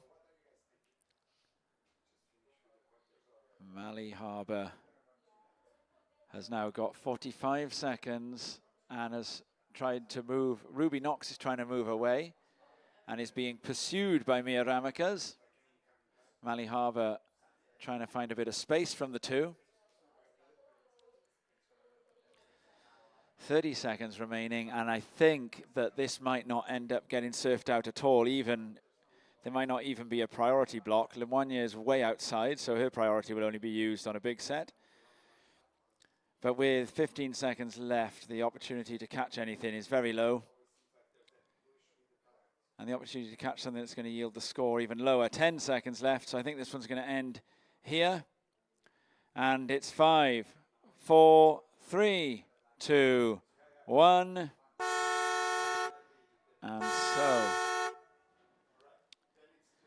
final results of quarterfinal number 4. In first, in red, Alice Lemoyne. In second, in blue, Ruby Knox. In second, in green, Mia Ramakas. First, red, Alice Lemoyne. Second, green, Mia Ramakas. third, white, Mali Harbour, and fourth, blue, Ruby Knox. So final results, first red, second green, third white, and fourth blue. Great surfing from Lemwania then, and indeed from Mia Ramakas as well. Really showing her pedigree there. Lemwania, a past event champion here. I feel as though there's a Kaimi, Ramakas, Lemwania. Right, we're counting down to start the next heat in 5, 4, 3, 2, 1. Yeah, I feel as though there's a Lemwania, Ramakas, Rasmussen, and Kaimi battle to happen in the semi-finals. Potentially, yeah. And then other surfers will have an opinion on it as well. Lola Bleakley for one. Emily Curry, another. Emily Curry, of course. Well, Tom, we are now into the men's side of the draw here at the Boardmasters Longboard Pro LQS 1000.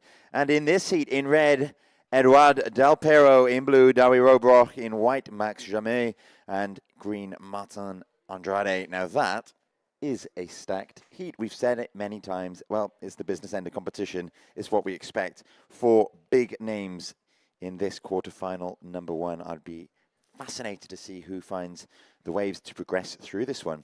Loads of pedigree amongst them.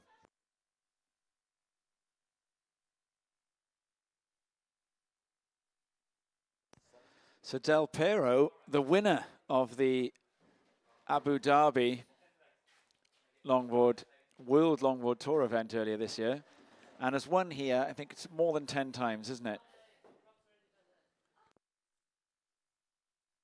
But he didn't win last year. Last year, Martin Corret, or Corret, from La Réunion, won the event.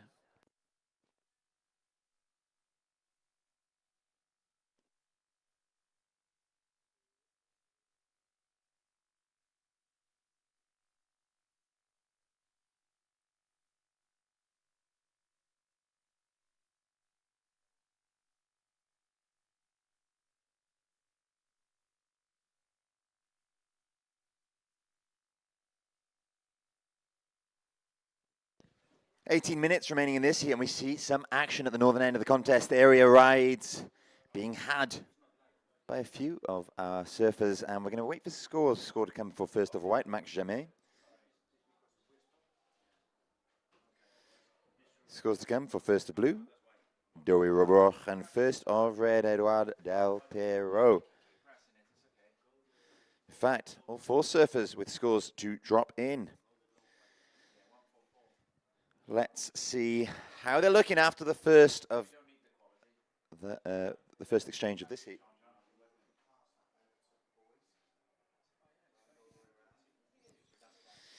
Okay, first scores are starting to drop in. First of white, Max Jamais, 1.0. First of white, 1.0.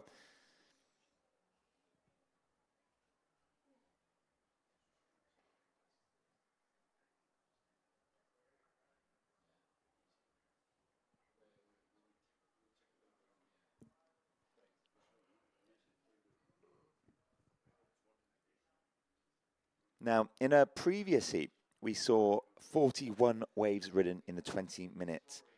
We are already on at least 6 waves being ridden here. So I'm going to bet myself a jam sandwich that we see more than 41 waves ridden in this heat. Will it better that record set 2 heats ago? First of green, Martin Andrade, 2.0. First of green, 2.0.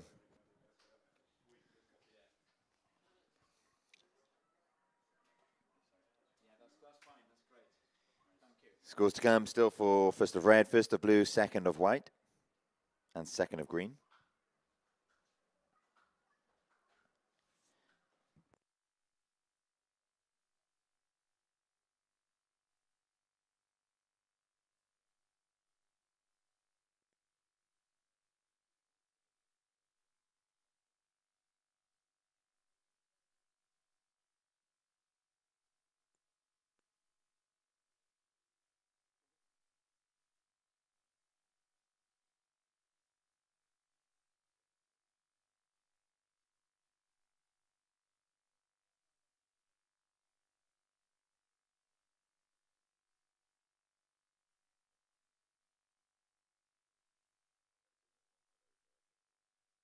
First of white 1.0, first of green 2.0. Scores still to come.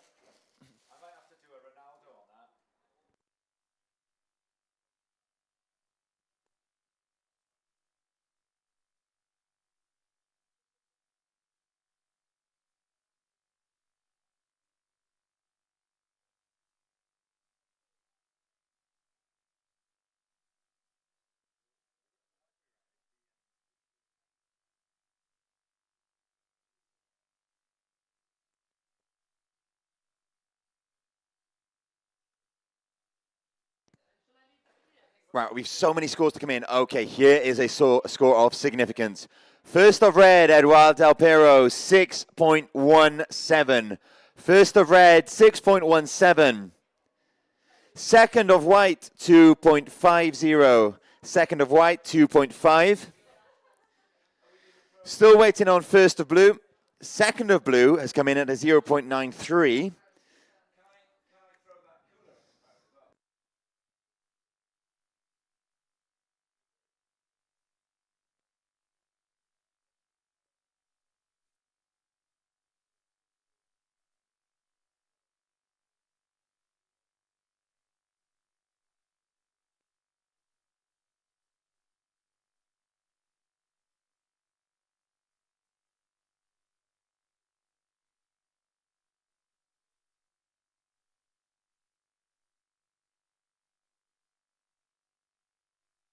Okay, scores are beginning to drop in now. First of red, Eduardo Del Pero, 6.17. First of white, Max Jamais, 1.0. Second of white, 2.50. First of green, 2.0. Scores still to come for blue, green. Yeah, blue and green. 2 scores to come for green. In fact, 13 minutes and 20 seconds remaining. As it stands, it's Surfer in red, Eduardo Del Pero in first. Surfer in white, Max Jamais in second. Surfer in green, Martin Andrade in third, and Dewey Robrock, the surfer in blue, in fourth. But those 2 surfers in third and fourth, respectively, both have scores to still come in. Stay tuned for the updates as and when they arrive.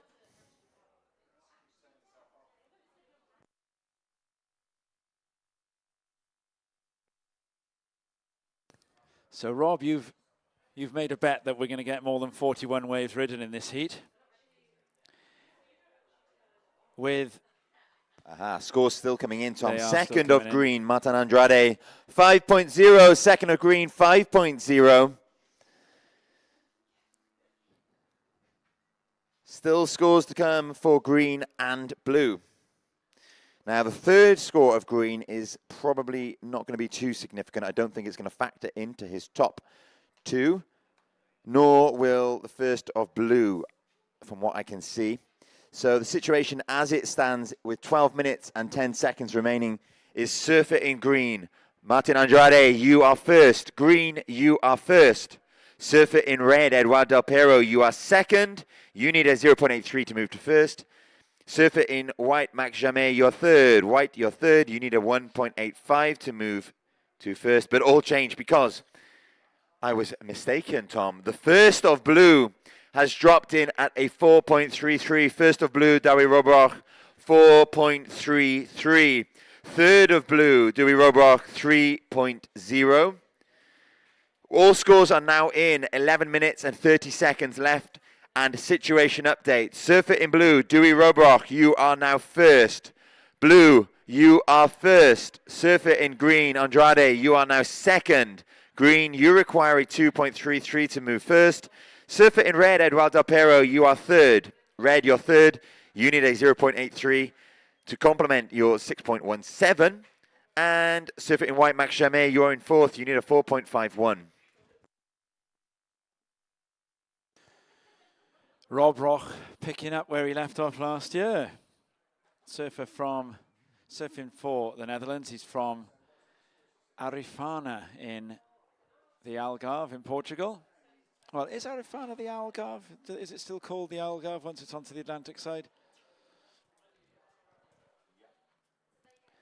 Where it's a little in joke of ours. They make fine onion rings. Maybe Rob can you can explain that one at some point. We took a dear friend of ours there, and he'd never seen calamari in his life, and he thought it was an onion ring.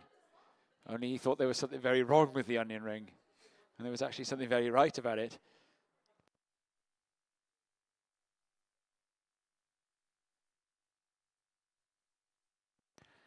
So there's a ride here now for Max Jamais. And out back, swooping and swinging, is Douwe Robroch, the current heat leader. Also a very good shortboard surfer. Youngster, Douwe Robroch, 18 years old. We saw his sister Mare surfing earlier.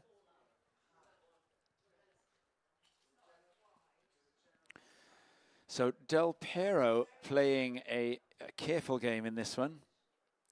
Just 2 waves ridden. The first one a 6.17. But he's going to post another score shortly.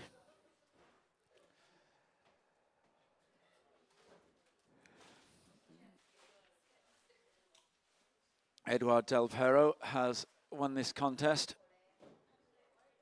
a spectacular number of times. We are waiting for the last score of red.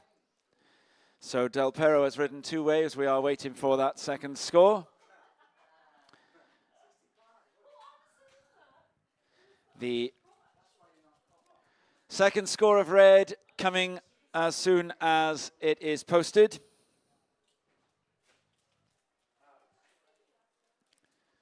The first of red was a 6.17. Last of blue, Douwe Robroch, a 3.2. Currently, Douwe Robroch in the lead, Andrade in second, but Del Pero has another wave to come, the surfer in red. Last of red, 4.37. Last of red, 4.37. Red is now in first, blue in second. Third, green, Martin Andrade. Martin, you require a 2.53 to move into second. And Max Jamais, you require a 5.03. And Edouard Del Pero up and riding again. This time going left onto his backhand. And redirects to a small right-hander reform on the inside. And then flicks the surfboard out of the wave.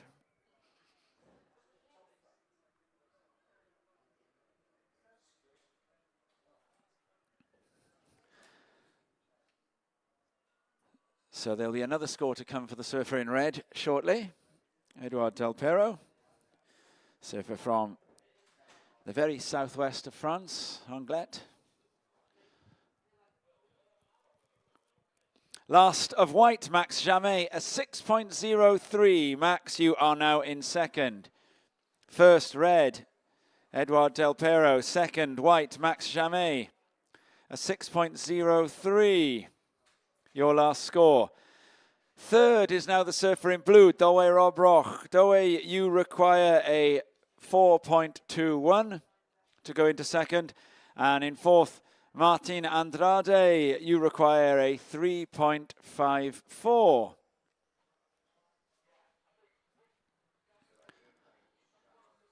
And up and riding, little bit of a shaky entry to that one in the white Max Jamais. So he goes back to the drawing board, kicks out of that one. And up and in and out, Martin Andrade as well, which means that the priority is with the surfer in blue, Douwe Robroch. Surfer in red, Edouard Del Pero, is in second.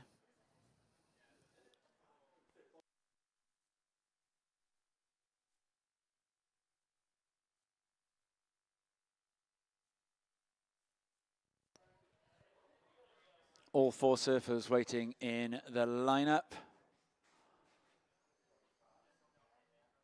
And there are a few waves heading on through. The swell has held up so far. The forecast is tricky for the next couple of days. So if we can keep running, we will keep running. We're going to try and get this event down as close as we can to its finals stages. The shortboard already ran earlier, the Yeti Pro QS 4000. The goal is to get this contest down to the semi-finals and finals, so that will leave us with 6 heats remaining, 5 minutes remaining in this heat. That was that noise. And when we get to 6 heats remaining, we'll then pick the eyes out of it over the remaining part of the waiting period. There's 3 whole days left then. This is the surfer in white, Max Jamais, currently in second, looking to try and see if he can build on a 4.5, build his low score of a 2.5. Jamais cruising along the line there, and a really nice, stylish finish on the inside as well. It's a little replay, if you're watching at home, of Jamais. Got to the nose, and then had to recover around a bit of white water. But the finish on this wave, a very clever redirect across the white water.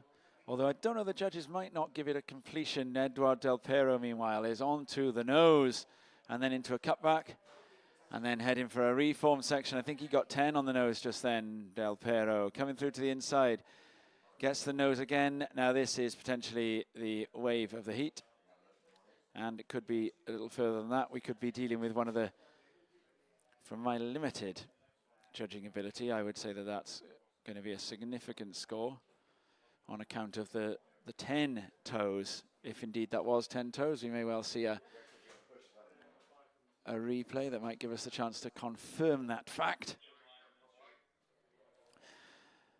So the last of white, Max Jamais, a 3.5. Last of white, Max Jamais, a 3.5. You stay in second. Green, Doe Robrock in third, you need 5.21. Doe Robrock in blue in third, you need 5.21. Martin Andrade in green in fourth, you need 4.54. 2 minutes and 50 seconds remaining. And there is Del Pero's quick trip to the nose, and then a nice snazzy cutback.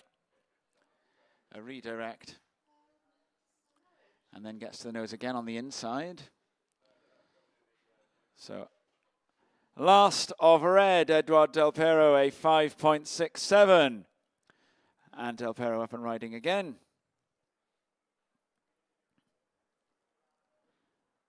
And out back, it is the surfer in green, Martin Andrade. He is looking for a 4.54 to move into an advancing position. Not beyond the realms of possibility as he comes to an inside reform. Glances off it, redirects. Aims back for the toes to the nose again. Doe Robroch also waiting for another score. So we're going to have a situation in a second where at least 3 of our surfers have got a score to drop. 1 minute and 45 seconds remaining. And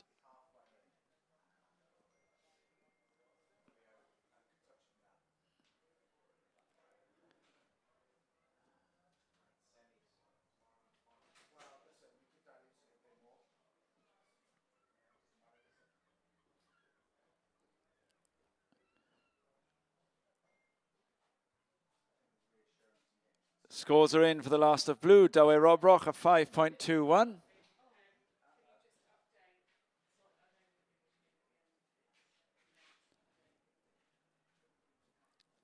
And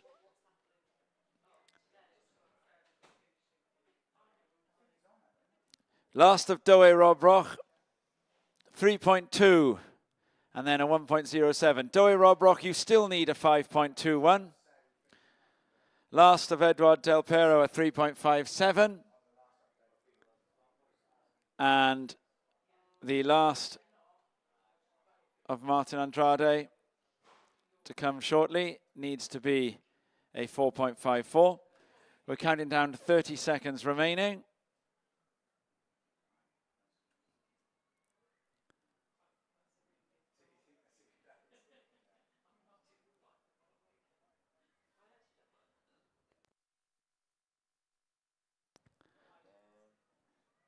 So we're going to be counting this one down. 10 seconds. And counting down in 5, 4, 3, 2, 1.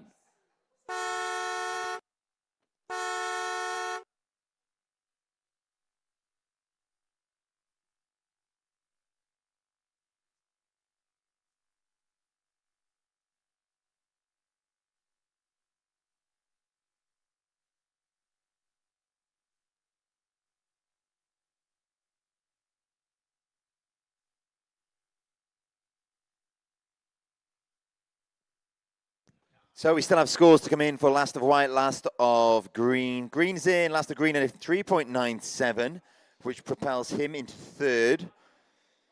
Still waiting for last of white.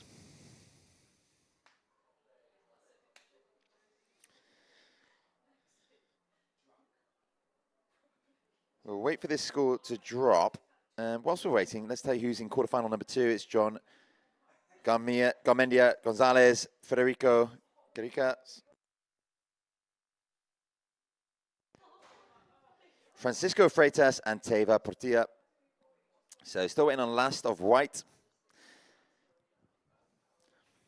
He's going to need a 5.82 to jump into that first position. So I think we can be fairly confident when we say that surfers in red and white will be in the advancing positions, meaning green Andrade and blue Robroch will be eliminated at this quarterfinal stage. And scores are in. So we're prepared to count down into quarterfinal number 2. Official result, we'll look countdown first of all because our timer is on. And we count down in 5, 4, 3, 2, 1. So official results of quarterfinal number 1, taking the heat victory was surfer in red, Eduard Del Pero. In second, in white, Max Jamet. In third, in green, Martin Andrade. And in fourth, in blue, Dewey Robroch. Coming up in this quarterfinal, number 2, we have in red, John Garmendia Gonzalez. In blue, Federico Carrillo. In white, Francisco Freitas. And in green, Teva Portilla. 19.5 minutes remain, and we have waves being ridden as we speak. Garmendia Gonzalez taking the first, the regular foot on his forehand, moving his way right to the shore and out beyond him. Looks to be the surfer in blue, Federico Carrillo, the goofy foot, working his way towards shore also. Good exchange to open up proceedings today. A good start, yeah. Now, Rob, I can confirm that there is cricket going on the beach. You guys have just started cricketing in front of a professional cricket commentator who sat next to me called Robert Webster Blythe, and he will now analyse your actions. Well, he's taking guard on 5th stump. He's got hold of that one, plays a beautiful cut shot out to point where it's collected by the bowler. The bowler's had to field his own bowling. Sends it in, keeper's not moved. This is more like it. Now, that batsman is leaving his stumps very vulnerable. He's taken guard outside of leg, and he's taken a step back and played across himself. So all the bowler needs to do is play it full and straight, and he's going to have himself a wicket, but he's playing outside the line of the off stump, so he's going for the court behind. Don't know if the keeper's up to it. See, you could be saying anything there. I wouldn't have a clue. Let's go back to the surfing action for a moment because I can see someone up and riding. Difficult to see the colour from our vantage point now with that glare starting to come into play. It is that time of day. But we have a wave scored already. First of red, John Garmendia Gonzalez, 5.67. First of red, 5.67. Scores to come for white. Scores to come for blue. Scores to come, I think, potentially for green also. It is indeed. 17.5 minutes remaining. Bowler's back to his mark, and he'll run up. Third ball of the over. Here it comes. Bowled a slower one. Full toss, and it's been dragged across the stumps by the bat. Gone to mid-wicket, where again the bowler's having to field off his own bowling. Meanwhile, the batsman racks up the runs. I'm going to call him one short there. Didn't quite reach the crease. Has he run 10 times there? Something like that, yeah.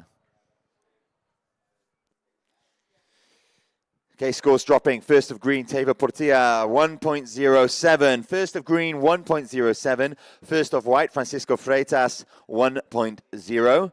And as I mentioned beforehand, first of red, 5.67. Great start for Garmendia Gonzalez. Okay, the bowler he's going to measure out his run up again. I feel he's coming off a few too many strides. He's going to tire himself out. He's bowling spin now. Drags that one down. Well bowled.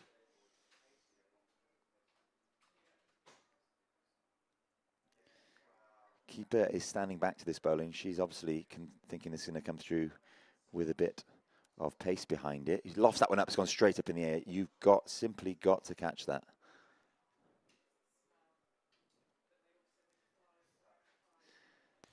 I think in their defence, they have got two. I think the wicketkeeper and the bowler are also the entire Talking outfield. of defence, this batsman hasn't got one. He is full on attack. Taking guard outside leg stump. Oh, he has got defence. He plays a defensive shot. Swings and a miss. 15 minutes, 50 seconds remaining. It's Surfer in red. Garmendia Gonzalez in first with that 5.67. Surfer in green. Teva Portilla in second. Change of situation because, Tom, Surfer in blue, Federico Carrillo has posted a 5.93. First of blue, 5.93. And with that single score, he jumps into first. Wave being ridden as we speak. Yeah, he's done very well there. I think by Surfer in red. Currently second, Garmendia Gonzalez. And we're also going to have a paddle out back, and it's going to be the Surfer in blue, Federico Carrillo, the heat leader, and he gets to the nose and really rides through that section, holding that nose ride, then redirects. He's going to keep the power pocket out behind him. The Surfer in white, Francisco Freitas, is also riding one. He also gets to the nose. Carrillo's going to go right the way through to the inside connection, as is Freitas. Both these guys are going to end on the sand. Freitas redirecting left as well into the lagoon. And a paddle race back out for both Freitas and Carrillo there. So Federico Carrillo, the heat leader, despite only having one wave in the bank, is now going to back up his score, his opening score of a 5.93. And Francisco Freitas is also going to have arrived, because so far before this wave, he'd only posted smaller scores. Now, I'm starting to feel a bit sorry for this bowler because he's having to do an awful lot of running, fielding off his own bowling. So I'm going to put out an open invite. If you fancy a game of cricket and you're into fielding and that sort of thing, can you go down and find the chap in the black T-shirt and white cap who's currently running out to mid-on to collect the ball? Because he is putting some miles in those legs. He's got a big spell of bowling to get through. So if you fancy fielding, get down there. They're on the dry sand right in front of the RNLI building. There's no mercy being shown from this bat. Is that kind of batting described as slogging? Yeah, I'd say, well, as you can see, he's taking his guard outside of leg stump, which tends to suggest that they've only got one thing in mind, and that is sending the bowler back over their head. He's dragged it across his stumps again. Great pull shot there. And we have another fielder in the game in the black T-shirt. Good arm. In it comes. Great stuff. I love the ferocity in the field. Now, big game for Pontier CC this evening, Tom, in the midweek. Oh, yeah. Thursday night cricket. What's that, 18 overs? On a Thursday night? A Thursday night is indeed 18 overs. And the mighty Pontier take on the baddies of Crossakiliog Cricket Club. So do the Giants of Pontier play the Titans of Crossakiliog, well, making them both seem ordinary in size? Something like that. Oh, he's but hit it that is one. somewhat of a local derby. And yeah. Let's relay a couple of scores here now then, because we've got a score for John Garmendia Gonzalez in the red. Last of red, a 2.83. You are into the lead until the last of blue, Federico Carrillo drops. Last of white, Francisco Freitas, is a 4.17. Teva Portilla, you've got a 2.07 and a 1.07. So we're waiting for the last of blue, Federico Carrillo, before we can confirm the exact situation. But Federico, it is blue and red in the progression positions. White up and riding, Francisco Freitas. And he goes to the nose there, and it gets a long 5 nose ride. And then doesn't go through to the inside after that. So Freitas was looking for a 1.77. It will be a higher requirement than that because Carrillo is yet to post another wave. So Federico Carrillo's position in second there could well be first, or at least a higher heat total. The 5.93 that you see on your screen is only one wave. When the next one drops, it will be a score, and it's going to be a big score for Federico Carrillo. The last of the surfer in blue, Federico Carrillo, is going to be the highest score of the heat, and you will be in first. It will be blue first, red second, and there it is. Last of blue, a 5.77. Blue is now in the lead. Red, John Garmendia Gonzalez, you are second. Fourth, white, Francisco Freitas. You were looking for a 4.34 on that last wave. And fourth, green, Teva Portilla. You are looking for a 6.43. So stand by for the last of green and the last of white. The last of green, I think, was a shorter ride. Teva Portilla.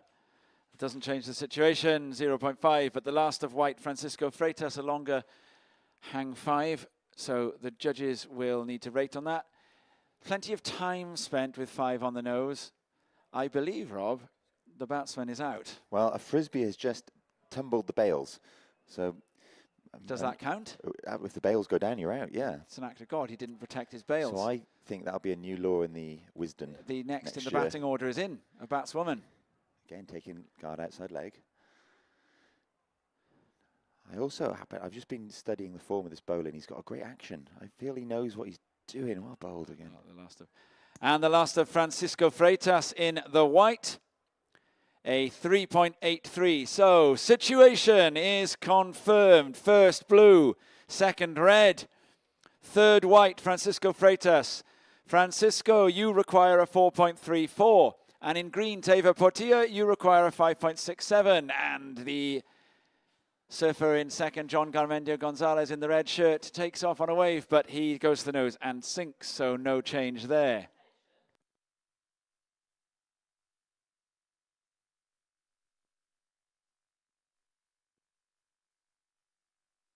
So small scores to go for both red and white.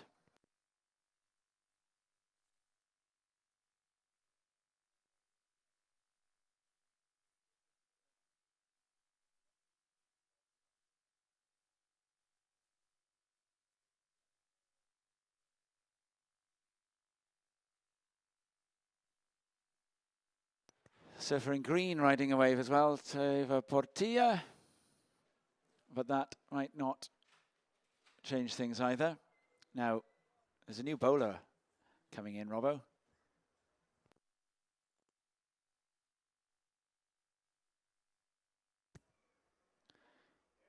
Well bowled, great shot. Was that bowling arm legal then? Yeah, it's absolutely fine. It looked a bit like Lasith Malinga, the great Sri Lankan chucker. Slinger. Look at this surfing going on at the back as well. Beautiful surfing from the goofy foot. Rafting back into the white water. A smaller wave, but such graceful surfing. And yeah. Freitas looking for a 4.34. Trying to get there through progressive surfing.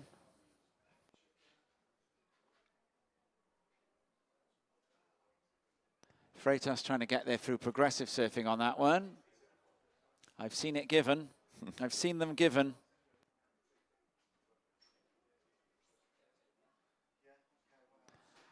Now, I've also noticed on the beach we've got a cartwheel in display going on. There's quite a cartwheel going on there. That's a hell of a technique. Can you cartwheel? I can cartwheel, although I'm not sure I would use the word cart or the word wheel. I can rotate with my feet off the ground. Is this surfer in red having a little look there, bouncing off the foam? That's John Garmendia Gonzalez, currently in second, looking for a 6.03. Sticks with this one through the inside. Now, the beauty of this longboarding is that they can really stick with the waves right through the fat and slower sections and hope for more on the inside, as Garmendia Gonzalez does. Okay, situation update, 6.5 minutes remaining. We've still got 2 scores to come. 6.5 minutes remaining. Surfer in green, Teva Portilla, you are 4th. Green, you are 4th. You need a 5.67. Surfer in white, Francisco Freitas, you are 3rd. You need a 4.34. Surfer in red, Garmendia Gonzalez, you are 2nd, but there's a score still to drop. You're looking for a 6.03. And at the moment, Federico Carrillo, blue, you are 1st with a 5.93 and a 5.77.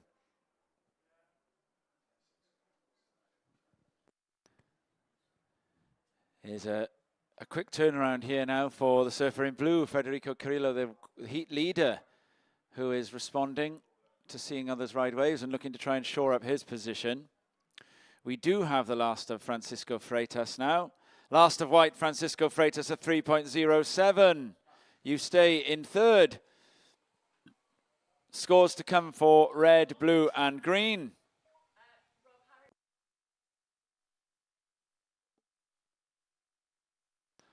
And out back, I believe that Francisco Freitas is up and riding again, looking to try and see if he can have another tilt at the score. So the judges didn't go for the progressive only approach on that previous wave. Clearly, Francisco Freitas, if he's going to get a score here, is going to need to go to the nose and to the rail.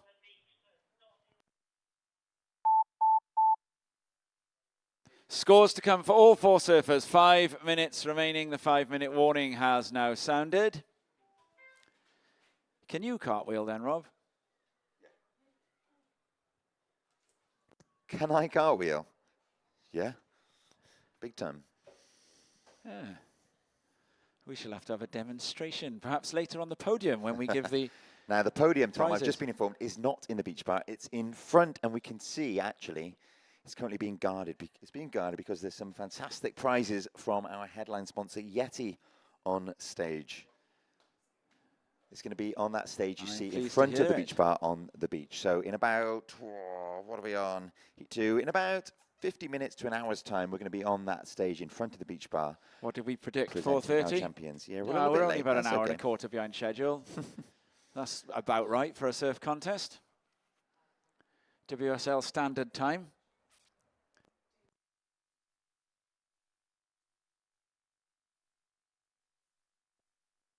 We're just letting the beach fill out a little bit more. Obviously, we've got to let the game of cricket reach tee.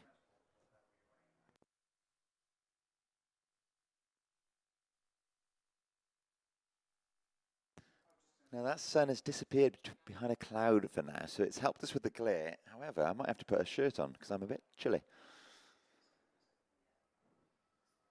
Grown so used to this warm weather we've been experiencing of late. We are waiting for 3 scores before we can give the situation.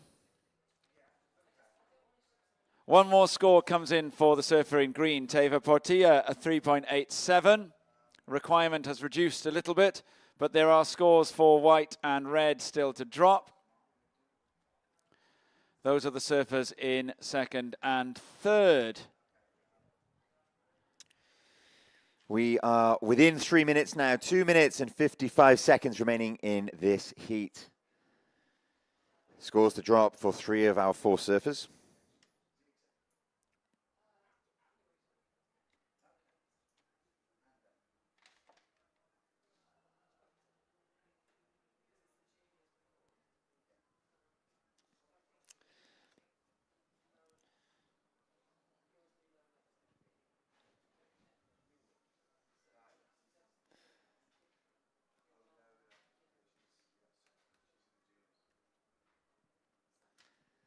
So we've 2 minutes and 20 seconds remaining. We're still waiting for scores for red, white, and green before we know the accurate situation.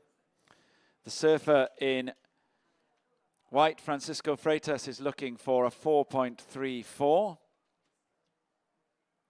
Surfer in green, Teiva Portilla, looking for a 4.54. And John Garmendia Gonzalez, the surfer in second, would be looking to improve on a 2.83 if he is going to better his situation. All of those are things that could indeed happen. Obviously, everything that Garmendia Gonzalez adds to 2.83 is in turn handed straight back to Freitas and Portilla for them to have to try to find. And there is a surfer right onto the nose.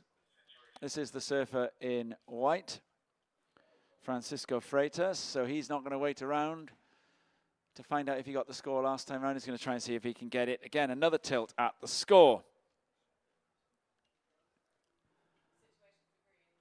So the situation is that we have 2 waves still to come for green, 2 waves still to come for white, and 2 waves still to come for red. So the situation would be, at the time prior to the last 2 waves, it was green in fourth, requiring a 4.54, but the requirement may well be higher. 45 seconds remaining. The surfer in red is now also riding a wave, John Garmendia Gonzalez, and he's looking for a 3.1. So we've got a score of 3.87 in for the surfer in green, Portilla, a 4.6 for Francisco Freitas, and a few more scores still to come. 20 seconds remaining. So we'll count this out and then await the final scores and the confirmation of the results. 10 remaining. And counting down in 5, 4, 3, 2, 1.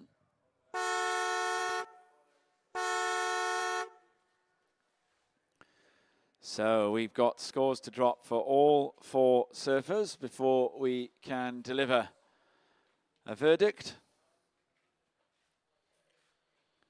Garmendia Gonzalez in the red with 3 scores to come in from 3rd position. Teiva Portilla from 4th position with 2 scores still to come. Freitas in 2nd has 1 score still to come. And Carrillo, the heat leader, has a score still to come as well. So once those scores come in, we can confirm whether it is Carrillo and Freitas that hold on, or whether John Garmendia Gonzalez or Teiva Portilla are able to get the jump and move into the progression positions themselves. Surfers are making their way onto the shore. They are congratulating each other. They don't know what they're congratulating each other for yet, though, because they don't know if they're through. I mean, they can congratulate each other because the surfing was great. Surfing's been great for the last 10 or so heats. Another score for the surfer in red, a 2.23, doesn't change the situation. 1 more score for red, 1 more score for blue, 1 more score for white, and 2 more scores for green still to come. Surfer in white is looking for a 5.58.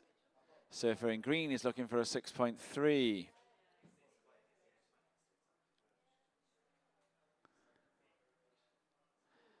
One more score for Portilla, 3.93. Last of green, a 0.5. So final result there for green. Final heat total. That will be 4th position for green. White. Did white get a 5.58 on that last wave? 1 more score now for red, 1 more score for blue, and 1 more score for white still to come. The judges are watching the replays. They're making the comparisons. They are trying to establish a clear rank order so that they know that the score when it is delivered is fair and comparative to other waves of a similar level. Judges have access to replays. Last of blue, Federico Carrillo, a 5.2 does not change the situation. So it's down to 1 more wave for red and 1 more wave for white. And so those scores are going to be very important because those are the surfers in second and third. So the surfer in blue is through, that is sure. The surfer in green is definitely fourth. The surfer in blue is definitely through. It's whether they're through in first or second that remains to be confirmed.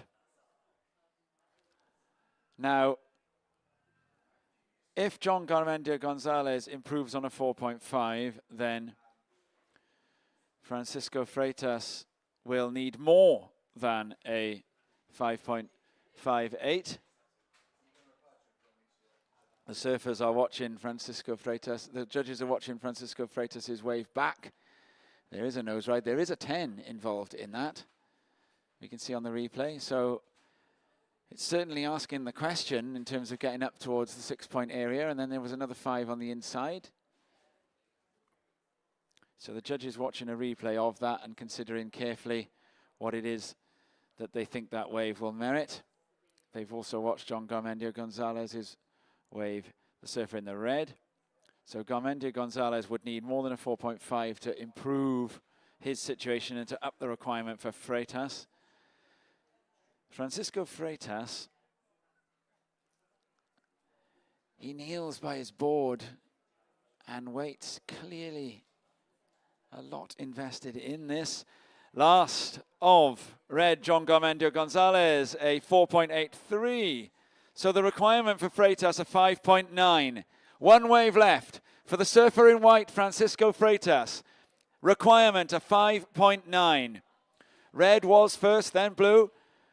For white to go into second, the last wave will need to be a 5.9. You can now see both surfers awaiting that result. The last of white. Judges are watching replays. They're watching. There was a definite 10. It was quite a quick 10, but it was a hang 10 on that wave. This is obviously a very close decision for those judges to make. Freitas awaits his fate. You see the yellow board with the big single fin under his right arm there. Freitas in the white jersey. His fate is in the hands of the judges. Very capable hands. They are watching a replay of the 5.67 of John Garmendia Gonzalez.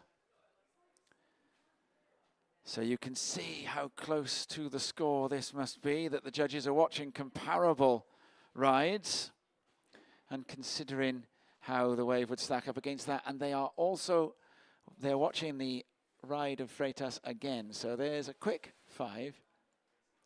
Now this is a different wave of Freitas that they're watching here. They are watching his earlier upper 4. So that is an interesting comparison. They're definitely looking at a wave lower than the score as one of their comparisons, and they're looking at a wave right on the score as their other comparison. So very careful consideration. 5.9, it would need to be the second highest wave of the heat. So that is what the judges are looking to decide here. There was a quick 5 on the inside, but there was a 10 on the outside. And so I would imagine that after this replay, the judges will be arriving at the position. So they've just watched the wave they're looking to score. Freitas awaits his fate. And it is coming in, and I think it's going to come just under. The last of Francisco Freitas, a 5.2. So the final result, first blue, second red, and third white. It was a 5.2 for Francisco Freitas, and Teva Portilla in the green in fourth. So Freitas, you can see clearly disappointed. He didn't leave anything out there, though. There can be no regrets there, Francisco Freitas. He really went for it.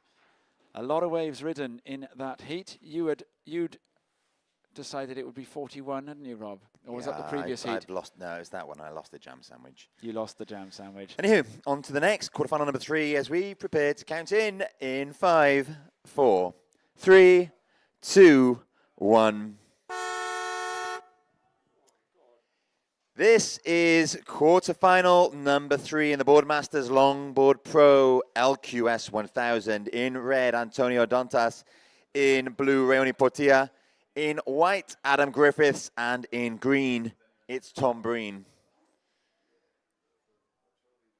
Straight into the action in this heat. Like I mentioned a little while ago, it's from our vantage point, it's actually quite tricky now to spot certain colours. Fortunately, it's not up to us to do that. It's on to the judges, and they have spotters, highly trained spotters, I might add, who will make sure that no mistakes are made.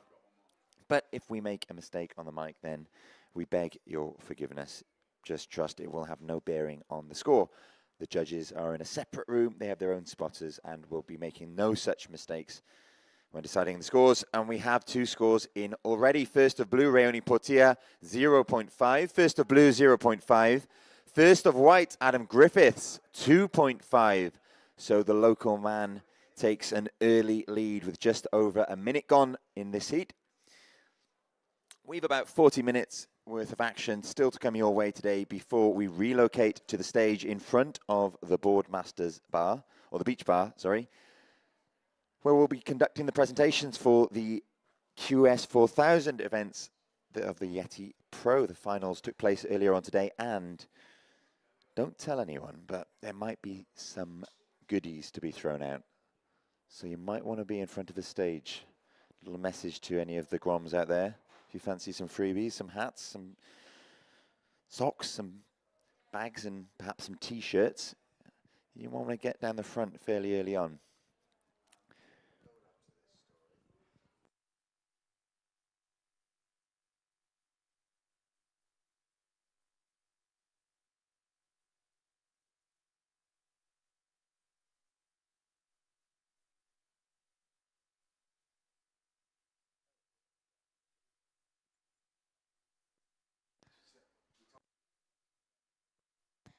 So the eagle-eared, is that a thing? I'm not sure. Well, the keen-eared amongst you may have heard us mention that the presentation was going to take place at 4:30. Well, clearly it's no longer 4:30 and the presentation hasn't yet happened. That means we're running a little bit behind schedule, as is the tradition at surf contests. We're at the whim of nature and, well, nowadays technology. So we're a little bit behind schedule. We've, like I say, about another 40 minutes of surfing to take place this afternoon before we move to the presentation. Lucas, one of the finalists in the QS 4000 event earlier on today, will be on stage, and his dad is in the final heat of the day, so his dad obviously wants to see him at the presentation. So we're going to wait for all of the surfing to be done, so you can see us on the stage, join us for that presentation and the goodies in around about 50 minutes. So the time now is just approaching 5 o'clock, so we're going to be looking to do it sometime around 5:45. So get yourselves there for 5:45. In this heat, however, in the here and now, first of green, Tom Breen, a 1.0, 1 point ride for Tom. Surfer in blue, Rayoni Portilla, your second score was a 0.5. Still waiting on second of Adam Griffiths in the white. It's going to be a low score. It's going to be around about the 1 point mark. So come the end of this heat, I'm sure he will not want that to feature. 16 minutes, 20 seconds left in this. It's white first, green second, blue third, red fourth. Red yet to post a score.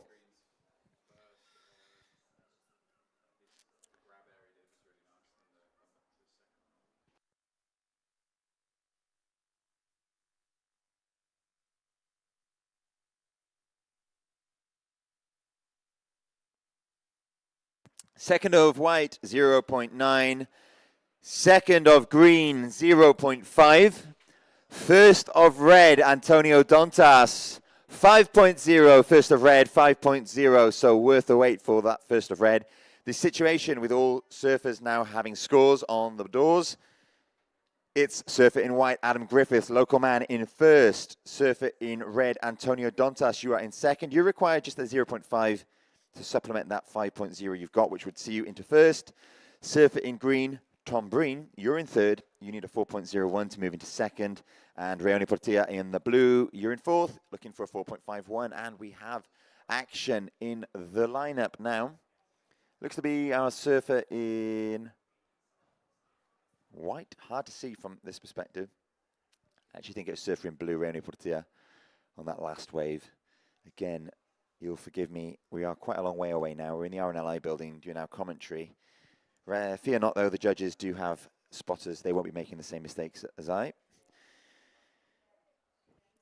Last of white, Adam Griffiths, 3.0. Last of white, 3.0. Last of blue, 2.0. Last of blue, Reoni Portilla, 2.0. So with 14 and a half minutes left in this heat, it's Adam Griffiths in white in first, Antonio Dontas in red in second. You're looking for a 0.5 to move into first. Reoni Portilla in the blue, you need a 3.01 to move into second. And in green, Tom Breen, you're fourth. You need a 4.01 to move into second. Second, that all-important advancing position, of course.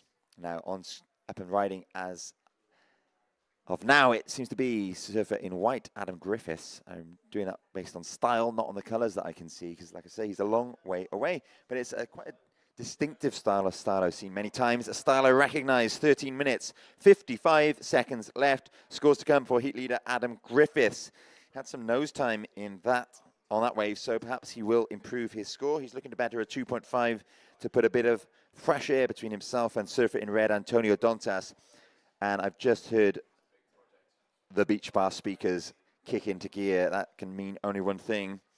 It's 5 o'clock and the party's about to get started. Well, get started, it's been on all day. It's about to kick up a gear.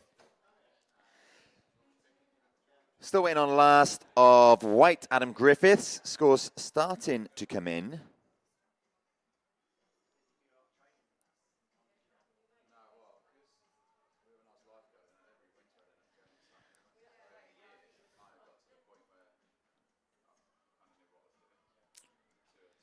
"13 minutes remaining. The wind seems to have dropped. We've got very clean conditions now, right on the inside. Still a bit of chop about, a bit of messy wind swell, but well surfable, and we've seen some fantastic scores throughout the day. No doubt we'll see some more fantastic scores in this heat.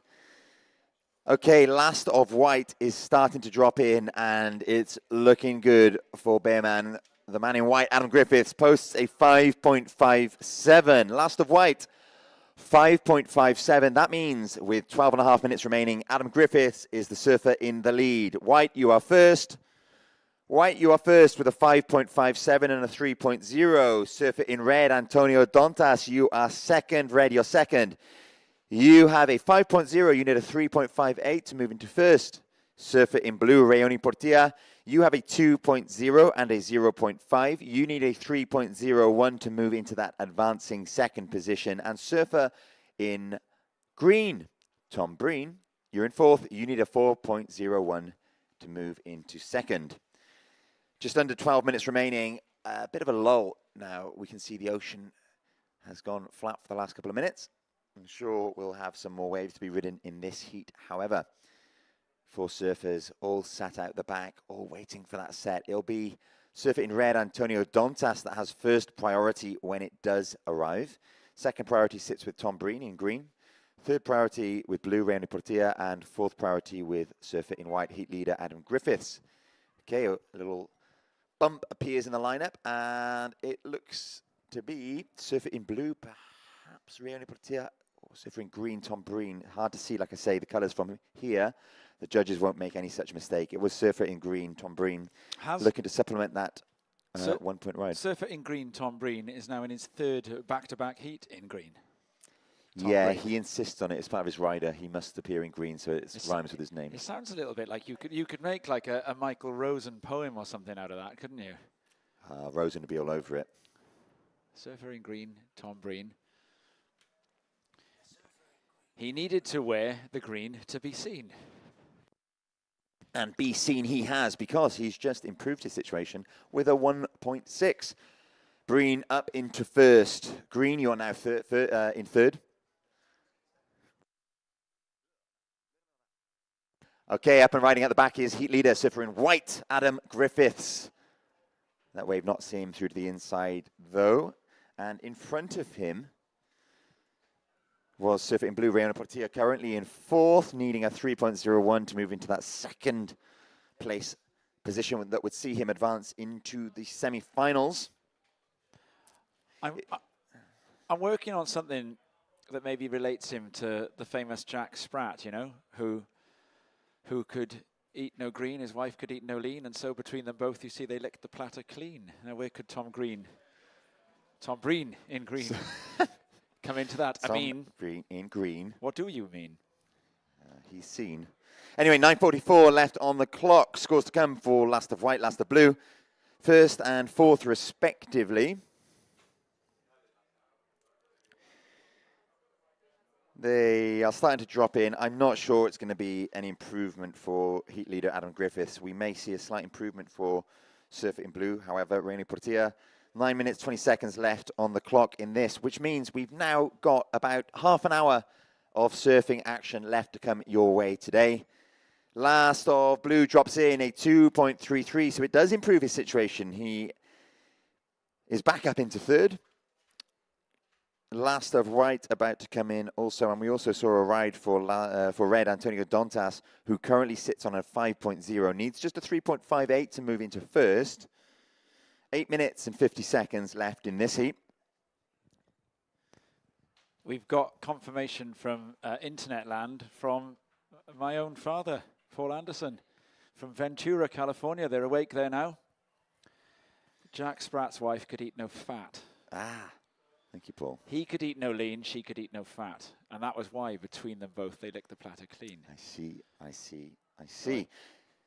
8:26 on the clock. Scores to come for all four surfers. This is quarter-final number 3 in the men's LQS 1000 Boardmasters Longboard Pro. We're approaching the tail end of the day here at day 2 of the Boardmasters. Not in Ventura, California, they're not, though. It's breakfast watching, so... Well, Tom, I made a mistake a minute ago. You were backstage getting some water or something, and I said that the party has just started in the Boardmasters bar because the bass kicked in at 5 o'clock on the dot. But the party's been going all day, of course. Of course it has. It's just about to kick up a gear, I said. But we were talking about the fact that on a Thursday, normally WSL finals days tend to be on a Sunday, but that now we've moved to Thursday because of the circuitous surf forecast. But we've moved so far through the day that they're now waking up on West Coast USA. And I'm pretty sure my dad's working today, so maybe he'll be skiving behind his laptop and pretending to be doing. Skive. He'll be pretending to be at the spreadsheet, but he's actually watching the WSL, which is exactly how we like the working day to be spent. We have been we've been commentating since about 6 this morning, so there's been a lot of surfing again today. There was a similar number of heats done yesterday, slightly more yesterday. I'm sure in the Army, they'd be starting to worry about whether or not you needed to see a counsellor after putting in a tour of duty that long. Oh, no, it's light work in comparison to that, I'm certain. 6 minutes and 50 seconds left. There's still 3 scores to come in. As it stands, it's surfer in white, Adam Griffiths in the lead. Surfer in blue, Raoni Portilla in second, because last of blue comes in at a 3.1. We're still waiting on scores for red and green. At the moment, red is in third position, looking for a 0.43. Surfer in green, Tom Breen, is in fourth, looking for a 3.83. The situation will change in the next minute or so because there are 3 scores still to come. It is actually a day off in Ventura today, apparently. And the surf there is inferior to here.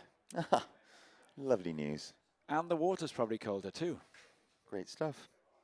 So 4 scores now to drop in, 1 for each of our surfers. 6 minutes left on the clock. We'll give you an update. It's white first, blue second, red third, green fourth. However, it's going to change because the scores are starting to drop in. Antonio Dontas, surfer in red, currently in third, needs just a 0.43 to move into that second position. He'll almost certainly have it. It's a very small score. Well, pretty much an up and down. If he gets to his feet, he's more or less there. We'll see what the judges made of his last ride. 5.5 minutes on the clock. It's surfer in red, Antonio Dontas, who also holds priority. So regardless of what scores drop in, he'll be well poised to react should a wave come his way. Just one more heat after this, quarterfinal 4 coming up next, featuring Ben Skinner, Nicolas Andrade, Alexander Hika, and Luis Marchesset. 5 minutes left in this heat. Still 4 scores to drop.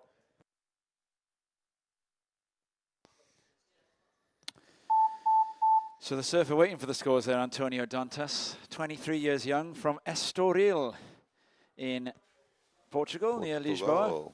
That's where the racetrack is, I think, isn't it? I'm not sure.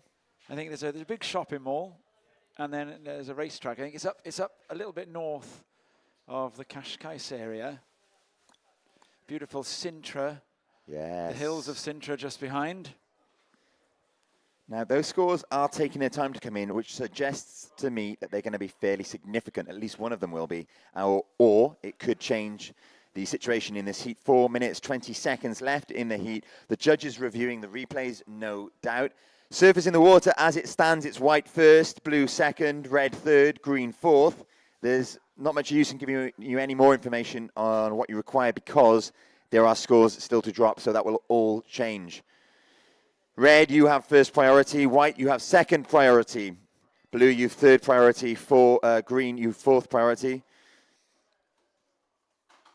We can see surfers in quarterfinal 4 making their way down to the shoreline, ready for their next heat. Surfer up and riding now.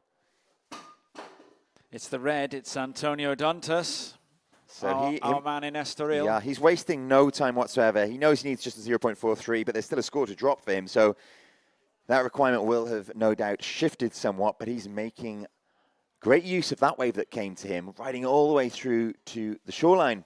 Great surfing there from Dantas, the young Portuguesa. So in about half an hour's time, we're going to be relocating to the stage you can see in front of the beach bar for presentations of the QS 4000 event, the Yeti Pro, which concluded earlier on today in exciting fashion, both the men's and women's side of the draw.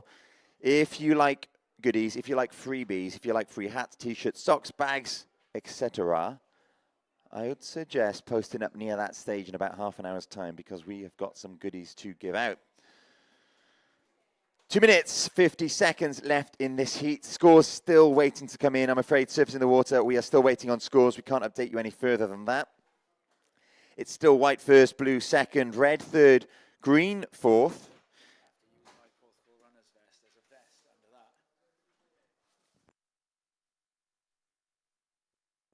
We have a whole host of scores still to come in. Now, Tom Breen in green is likely to reduce his requirement with one of the scores coming in. We'll wait for the final score to drop. Adam Griffiths is putting in a display of nose riding meanwhile. And I think it is also both Raoni Portilla and Tom Breen also riding waves out back. So just when the judges thought it was safe to take on some oxygen, they're going to be asked to find a few more scores. So Adam Griffiths there did put in a fair bit of work on the nose. Okay, scores are starting to come in. Last of blue, Raoni Portilla is a 3.1. There is, previous of blue, rather, 3.1. There are still scores to drop for all four surfers. 1 minute, 20 seconds on the clock. It's white first, blue second, red third, green fourth as it stands. Surfers paddling out in quarterfinal number 4. Please make sure you paddle out well clear of competitors in this heat. The heat is ongoing. There's a minute still to go. Okay, scores start to drop in. Second of red, a 3.87. That slingshots him up into second position. Scores still to come for all four surfers. 55 seconds remaining. It's all going to change as these scores drop in. It's still white first, red second, blue third, green fourth. Blue now looking for a 5.77. Green now looking for a 6.37 to move into those advancing second positions, or second position. Just over 30 seconds remaining. The ocean seems to have lulled. It's gone very quiet, and a dark cloud gathers on the horizon. There is actually, beyond the lineup, a delivery of rain taking place out to sea. A fairly heavy rain squall, but I think it's tracking a bit further north of here. We're going to be okay, but scores still waiting to come in. Just 10 seconds left in this heat. We will not know the situation until after the heat finishes. And we count down now in 5, 4, 3, 2, 1. So a ride there for Dantas, and I think up and riding, that is Adam Griffiths, but he's out. of that one. So surfers realizing that they weren't going to get the scores in time, they weren't going to know the situation, so took matters into their own hands, and as soon as a wave came, they made haste and caught them. We have got a lot to sort through here. The judges have their work cut out, quite a few scores to post. They're going to be watching the replays over and over to make sure that they come to the right conclusion, the right result. So stay tuned. On the screen at home, the perfect image of the British summer there. Look at that. We've got inside lagoon with families frolicking in probably quite a nice, lukewarm, sunlit patch of water. And on that horizon, you can actually see the pillar of rain pouring into the spectacular footage Atlantic. Indeed. Now, let's turn our attention back to the results of this quarterfinal. Number 3, scores still to come for all 4 surfers. As it stands, however, surfer in white, Adam Griffiths, is first. Surfer in red, Antonio Dontas is second. Surfer in blue, Rayoni Portilla, is third. And Tom Breen in green is fourth. Scores to come for all 4. Now, for Tom Breen in green to move into that advancing second position, he'd need a 6.37. For Rayoni Portilla, the surfer in blue, to move into that advancing position, he'd need a 5.77. But let's not forget that surfers in white and red also have scores to post. So perhaps they'll improve their own situation. White looking to replace a lower score of a 4.0. Red looking to replace a lower score of a 3.87. And what you can see to the right of your picture there, sitting patiently in the lineup, is the surfer in white to the left, Alexander Hika. This is the next heat. And then you can see Ben Skinner in the red in the middle of that pack to the right of your screen. And then it is the surfer in green, Louis Marchissette, and former event winner in blue at the far corner of your image, who looks from your screen to be sitting the nearest to shore, Nicholas Andrade, Nicky Andrade or Nicky Dora. Okay, now we are starting to see scores appear on our screen. The judges beginning to lock in scores for green.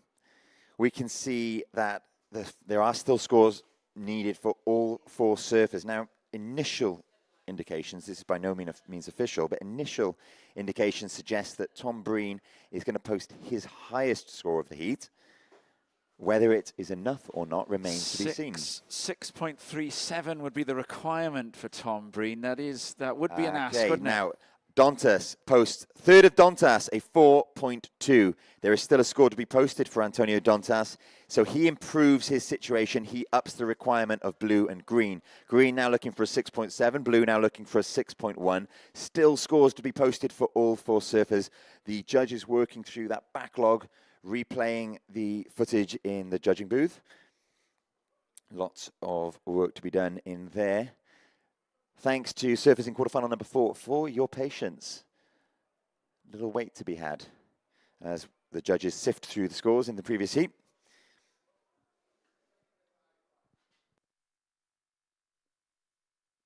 So as we said, we've got Ben Skinner coming up in the red. And another score has just dropped there. So this is the 4th of Dontas, and he's still got more to come. The 4th wave of Dontas, a 5.67. So he now jumps into first position. So Dontas is now in first. Still scores to be posted for the other 3 surfers. Okay, all of Red's scores are in. He sits in first with a heat total of 10.67. Still waiting on scores of white, blue, and green. With 3 surfers still to score multiple times, that doesn't even guarantee that Dontas is in advancing position. No. Normally, when your scores are all in and you're in first, you're probably going through in first or second, but that is not guaranteed.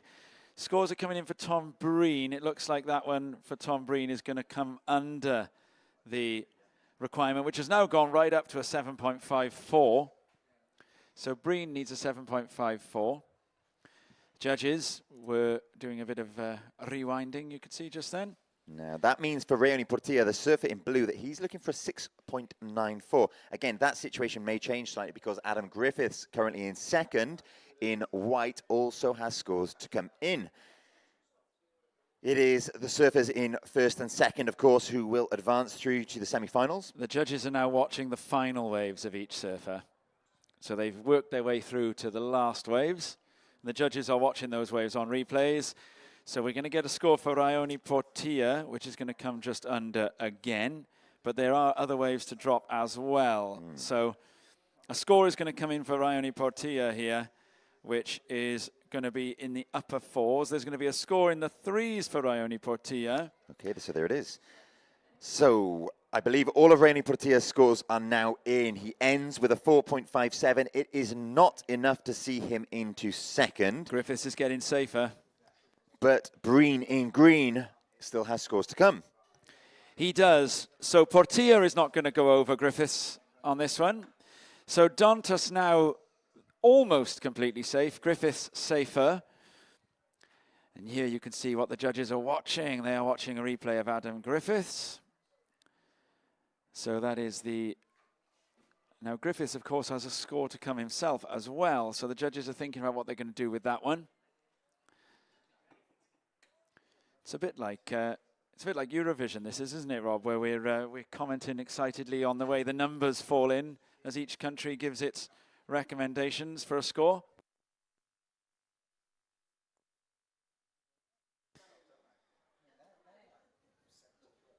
You can see now that Portilla and Dantas are making their way up. Okay, big last score for Adam Griffiths. Wow, 6.5, the last wave of Adam Griffiths, means he's now back into first. So I think it's safe to say he is safe. Adam Griffiths, surfer in white, is definitely through. Even if Tom Breen in green jumps from 4th to 1st, which also sounds like a poem, Griffiths will still be in 2nd. So Dantas almost safe.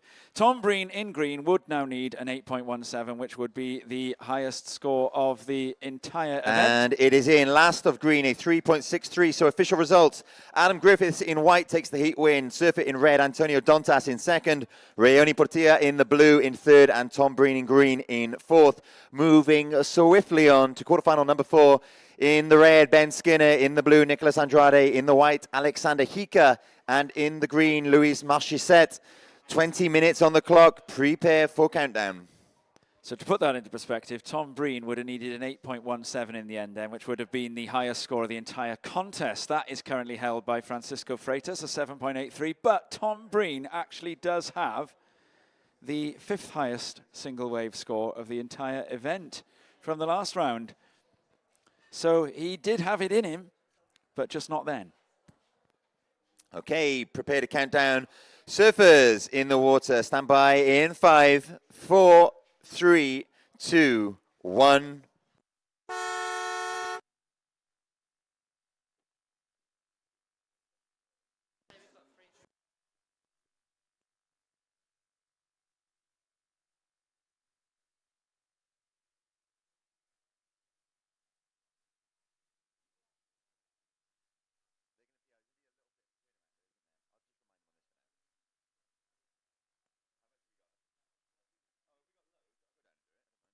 Okay, ladies and gents, there is less than 20 minutes of surfing action to come your way today. At the conclusion of this quarterfinal number 4, we're going to be moving to the stage in front of the beach bar for the presentation of the QS 4000 Yeti Pro men's and women's events. And if you like free stuff, if you like caps, if you like t-shirts, bags, socks, I'd suggest getting down to the stage because there's going to be lots and lots of giveaways, lots of goodies, lots of freebies coming your way.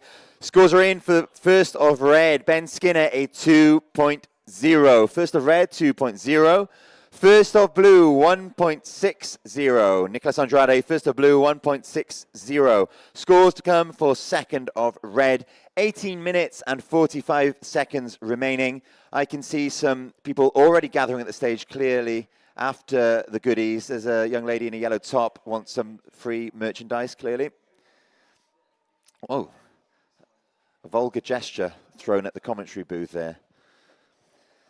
18.5 minutes left in this. Second red will be a small score. He'll hope that it won't factor into his 2 highest waves come the end of the heat. And now that squall that we spotted earlier on the horizon is starting to edge landward, shoreward, and there's a bit of a breeze whipping up. We can see that the clean conditions have been torn apart, whipped up by that increasing wind that is whistling through the commentary booth. 17 minutes, 50 seconds remain. This is the final heat of the day. We've been on air since about 6:30 this morning. It's been a long day. Shorter, however, than yesterday. And we have scores to come in for first of green. It's going to be the highest scoring wave of the heat thus far. Louise Marchesset of France. And it's going to come in somewhere in the upper twos, low threes region. 2 judges still to post their scores. And we'll find the average. 17 minutes, 10 seconds left on the clock. Viewers at home can see the replay of surfer Ben Skinner on his last wave. That's going to come in as just an up and down, something like a 0.5. 2 scores to drop in, and we'll update you on the situation. Okay, second of red is 0.5 as predicted. As we look out to sea, and we can see surf in blue up and riding. That's Nicolas Andrade, currently the holder of a 1.6. Okay, first of green, Louis Marchesset of France, 2.9. Le premier vague pour le surfer en vert, c'est une 2.90. First wave of surfer in green, Louis Marchesset, is a 2.9. That means he is now in first. 16 minutes and 15 seconds remaining. Green, you are first. Red, Ben Skinner, you are second. You needed a 0.91 to move into first. Blue, Nicolas Andrade, you are now third. You need a 0.91 to move into second. Surfer in white, Alexander Hika, yet to post a score. 15 minutes and 50 seconds left to go.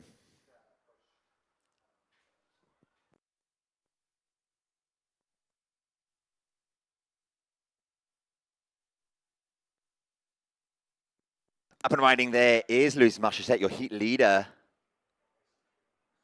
That tide on its way back in now. We've been here through a few stages of tide. 15 minutes, 30 seconds left to go. It's Andrade in blue who now sits in first, because last of blue comes in at a 4.0. Last of blue at 4.0. Last of green, 1.60.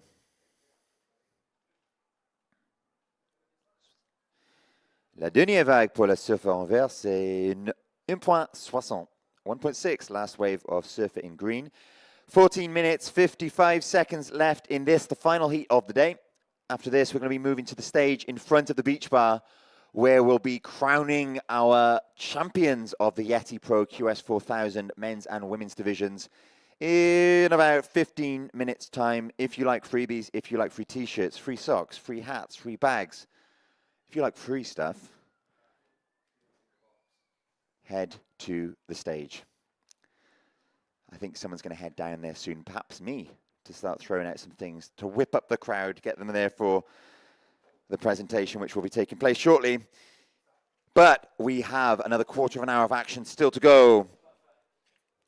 Last of blue, a 4.0. Still waiting on a score for blue, so the previous of blue, a 4.0. Last of green, a 1.6. Still yet to see a score for white. However, there is one about to drop, so Alexander Hika has been busy. He is about to post a score. It needs to be a 4.5 to see him into that advancing second position. Last of red, Ben Skinner, a 2.23. So, situation with scores still to come for last of blue, last of white, with 13 minutes and 40 seconds remaining. It's blue first, green second, red third, white fourth. That could well change in a moment. Multinational heat, this one. We have a Brit, a Spaniard, a German, and a Frenchman. 13.5 minutes left. Scores to come for 3 of our surfers.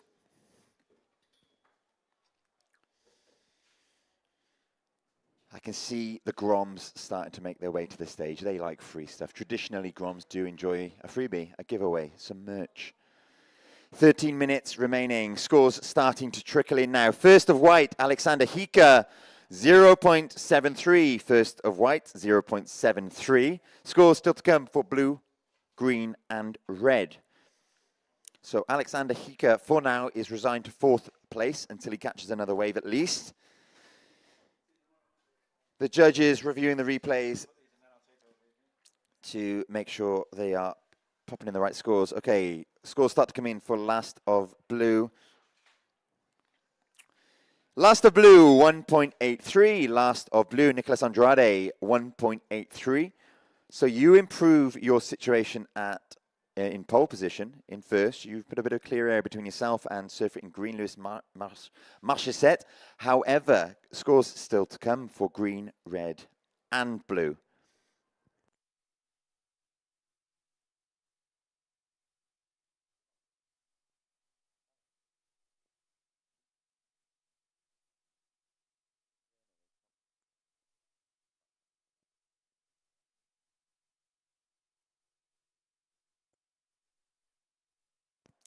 $11 minutes and 50 seconds to go. Scores to come in for all four surfers. The situation as it stands is blue first, green second, red third, white fourth. However, there are scores still to be posted for all of the surfers, so it will likely change in the coming moments. The presentation will be taking place on the stage in front of the beach bar in about 15 minutes' time. We're going to be crowning our champions of the QS 4000 Yeti Pro men's and women's events and dishing out some goodies.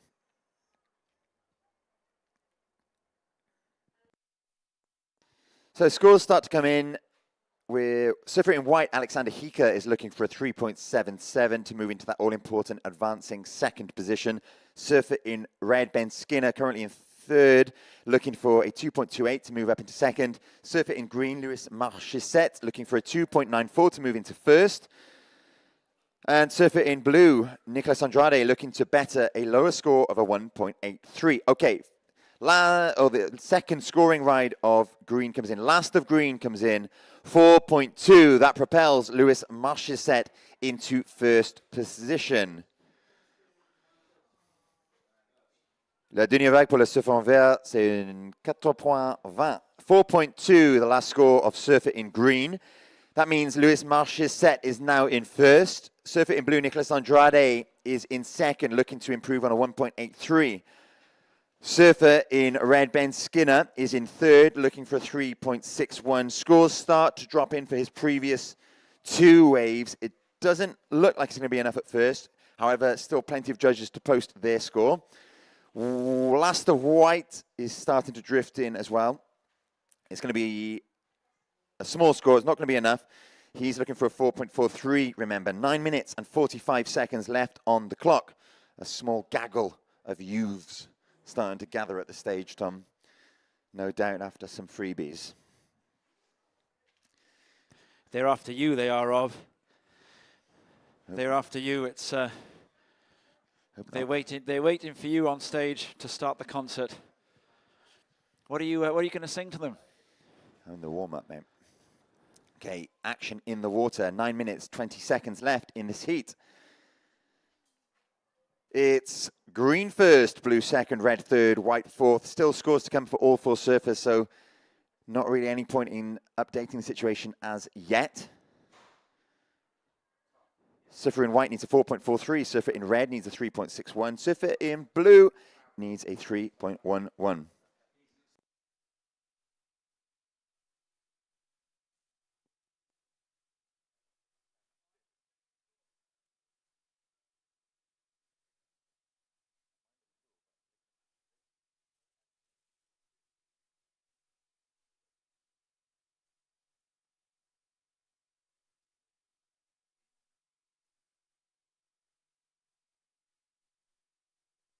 Okay, last of white comes in at a 1.07. It does not change his situation. He remains in fourth. Alexander Hika, the surfer in white, remains in fourth.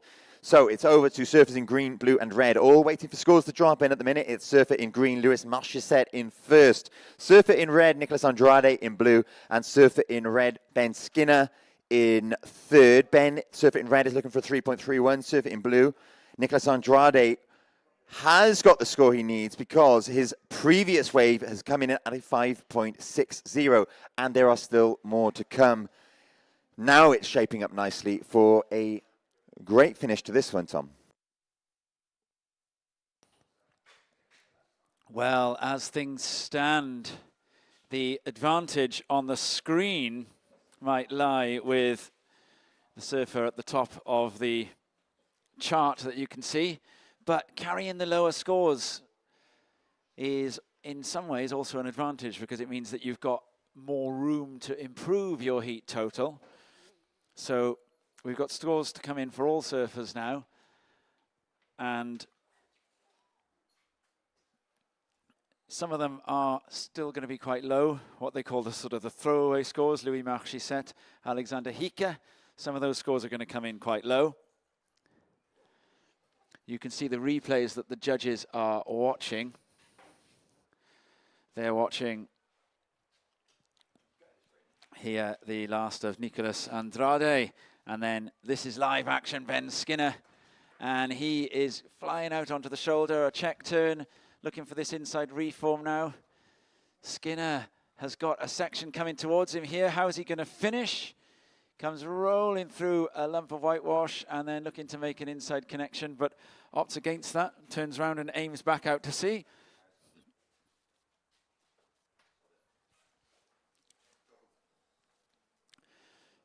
Scores still to come in for all surfers. The judges have got a little bit of catching up to do. There's a ride going on for Louis Marchissette as well. He aims for the inside section and does glance off the whitewater and make a connection. And then another quick 5 on the inside as well.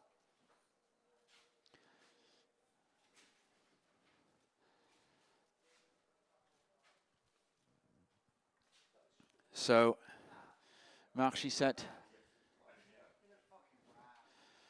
paddles back out. So we've got scores in for Alexander Hike, last of the surfer in white. Alexander Hike, 1.37. Scores still to come for blue, green, and red.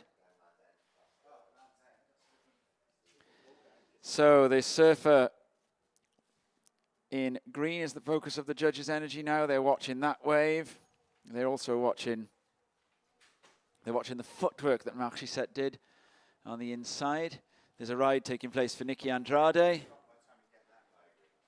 And out back, the surfer in white, Alexander Hike, is taking off and aiming to try and get towards the nose. Doesn't quite get there. A check turn, redirects. Wind is coming up a little bit now.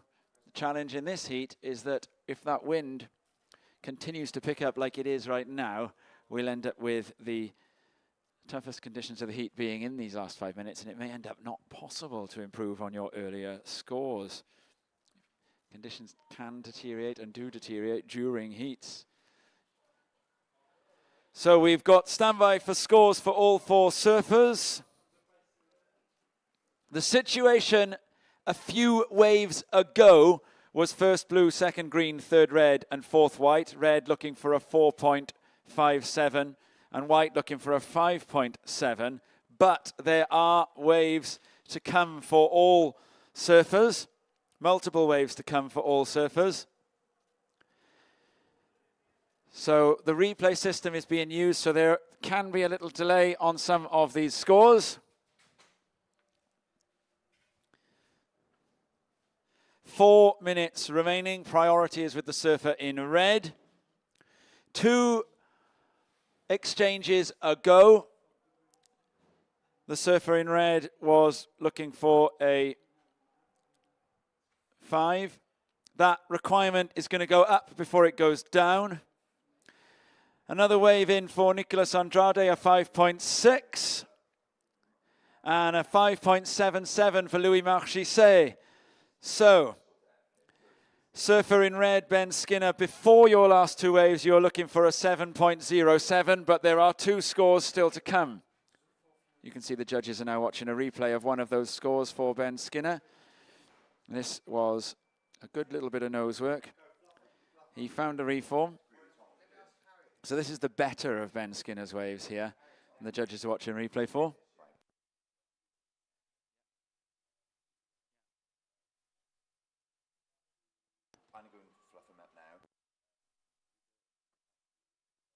Ben Skinner goes to the nose here. We've got both Nicky Andrade and Ben Skinner riding waves coming through. Skinner glances off the inside, aiming to come on right the way through.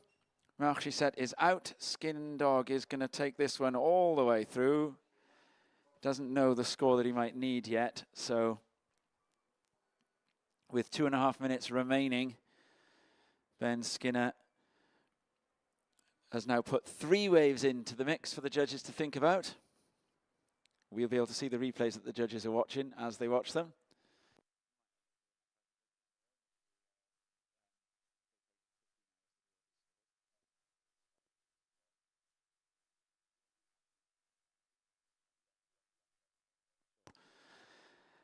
And so we see here now surfer in green, Louis Marchesset with a ride. Judges are watching the replay of Ben Skinner. So we've got a few waves to go.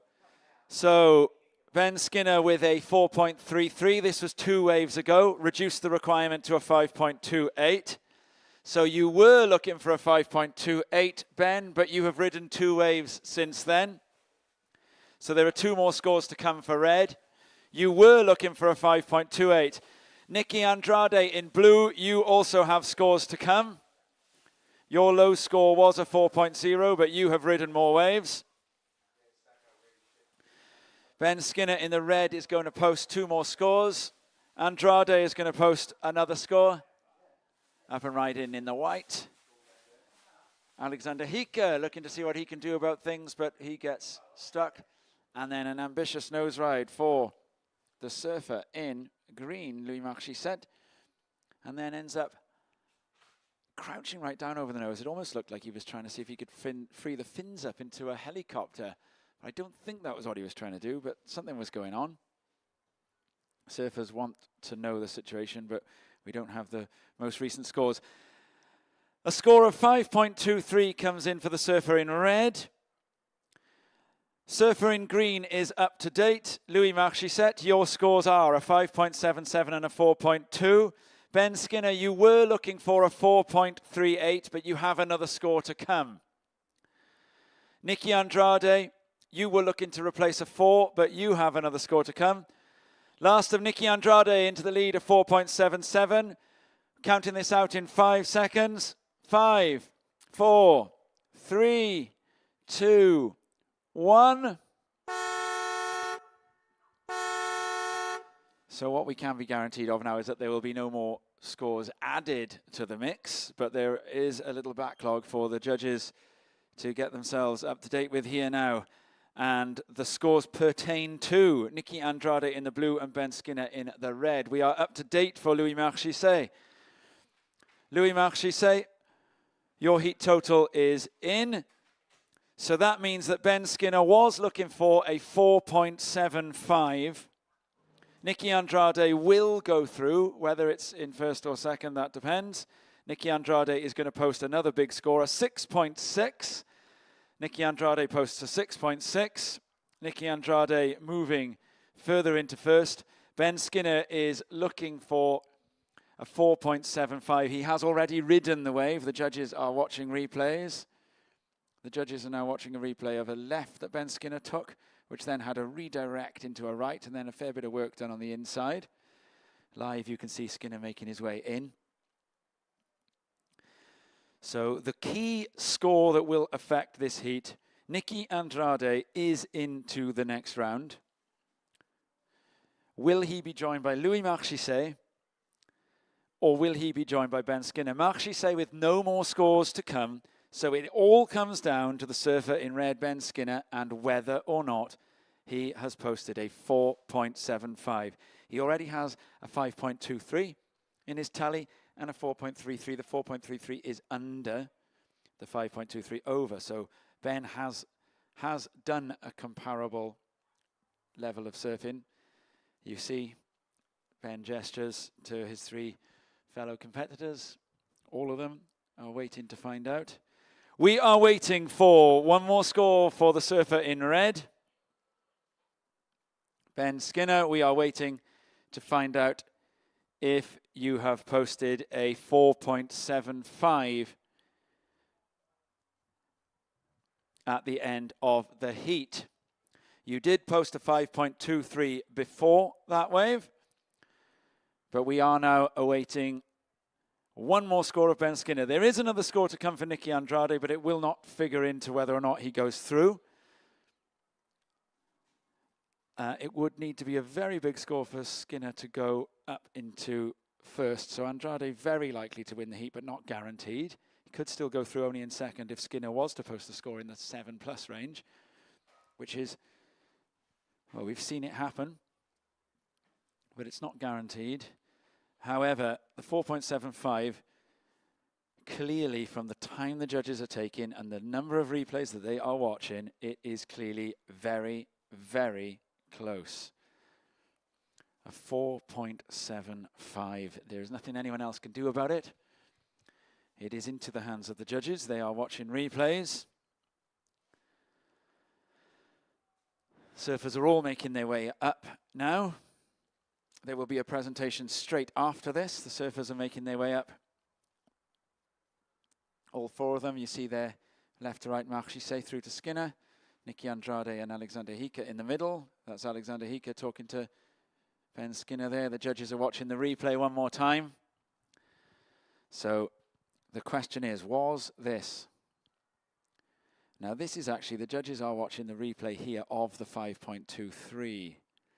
So the judges are looking to decide if this left-hander that you are seeing on the screen compares favorably or not to the right-hander that they just watched. So Ben goes left, a little bit of footwork, a redirect in towards going right, and then goes to the nose 2 more times. So the judges are making a direct comparison between the 2 waves.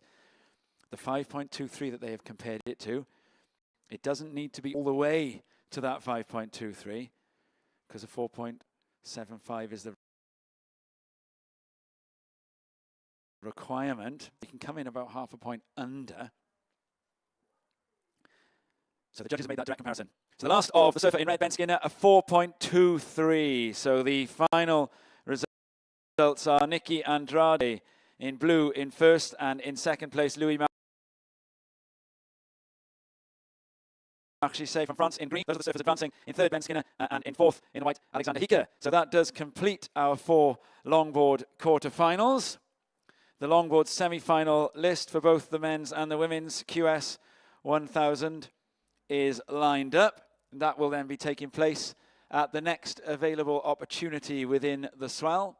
Great day of surfing, and we are now going to go and crown the shortboarders for the men's and women's QS 4000 from the Yeti Pro. Stay tuned if you're watching us live online. That presentation will be streamed. Thank you very much for watching.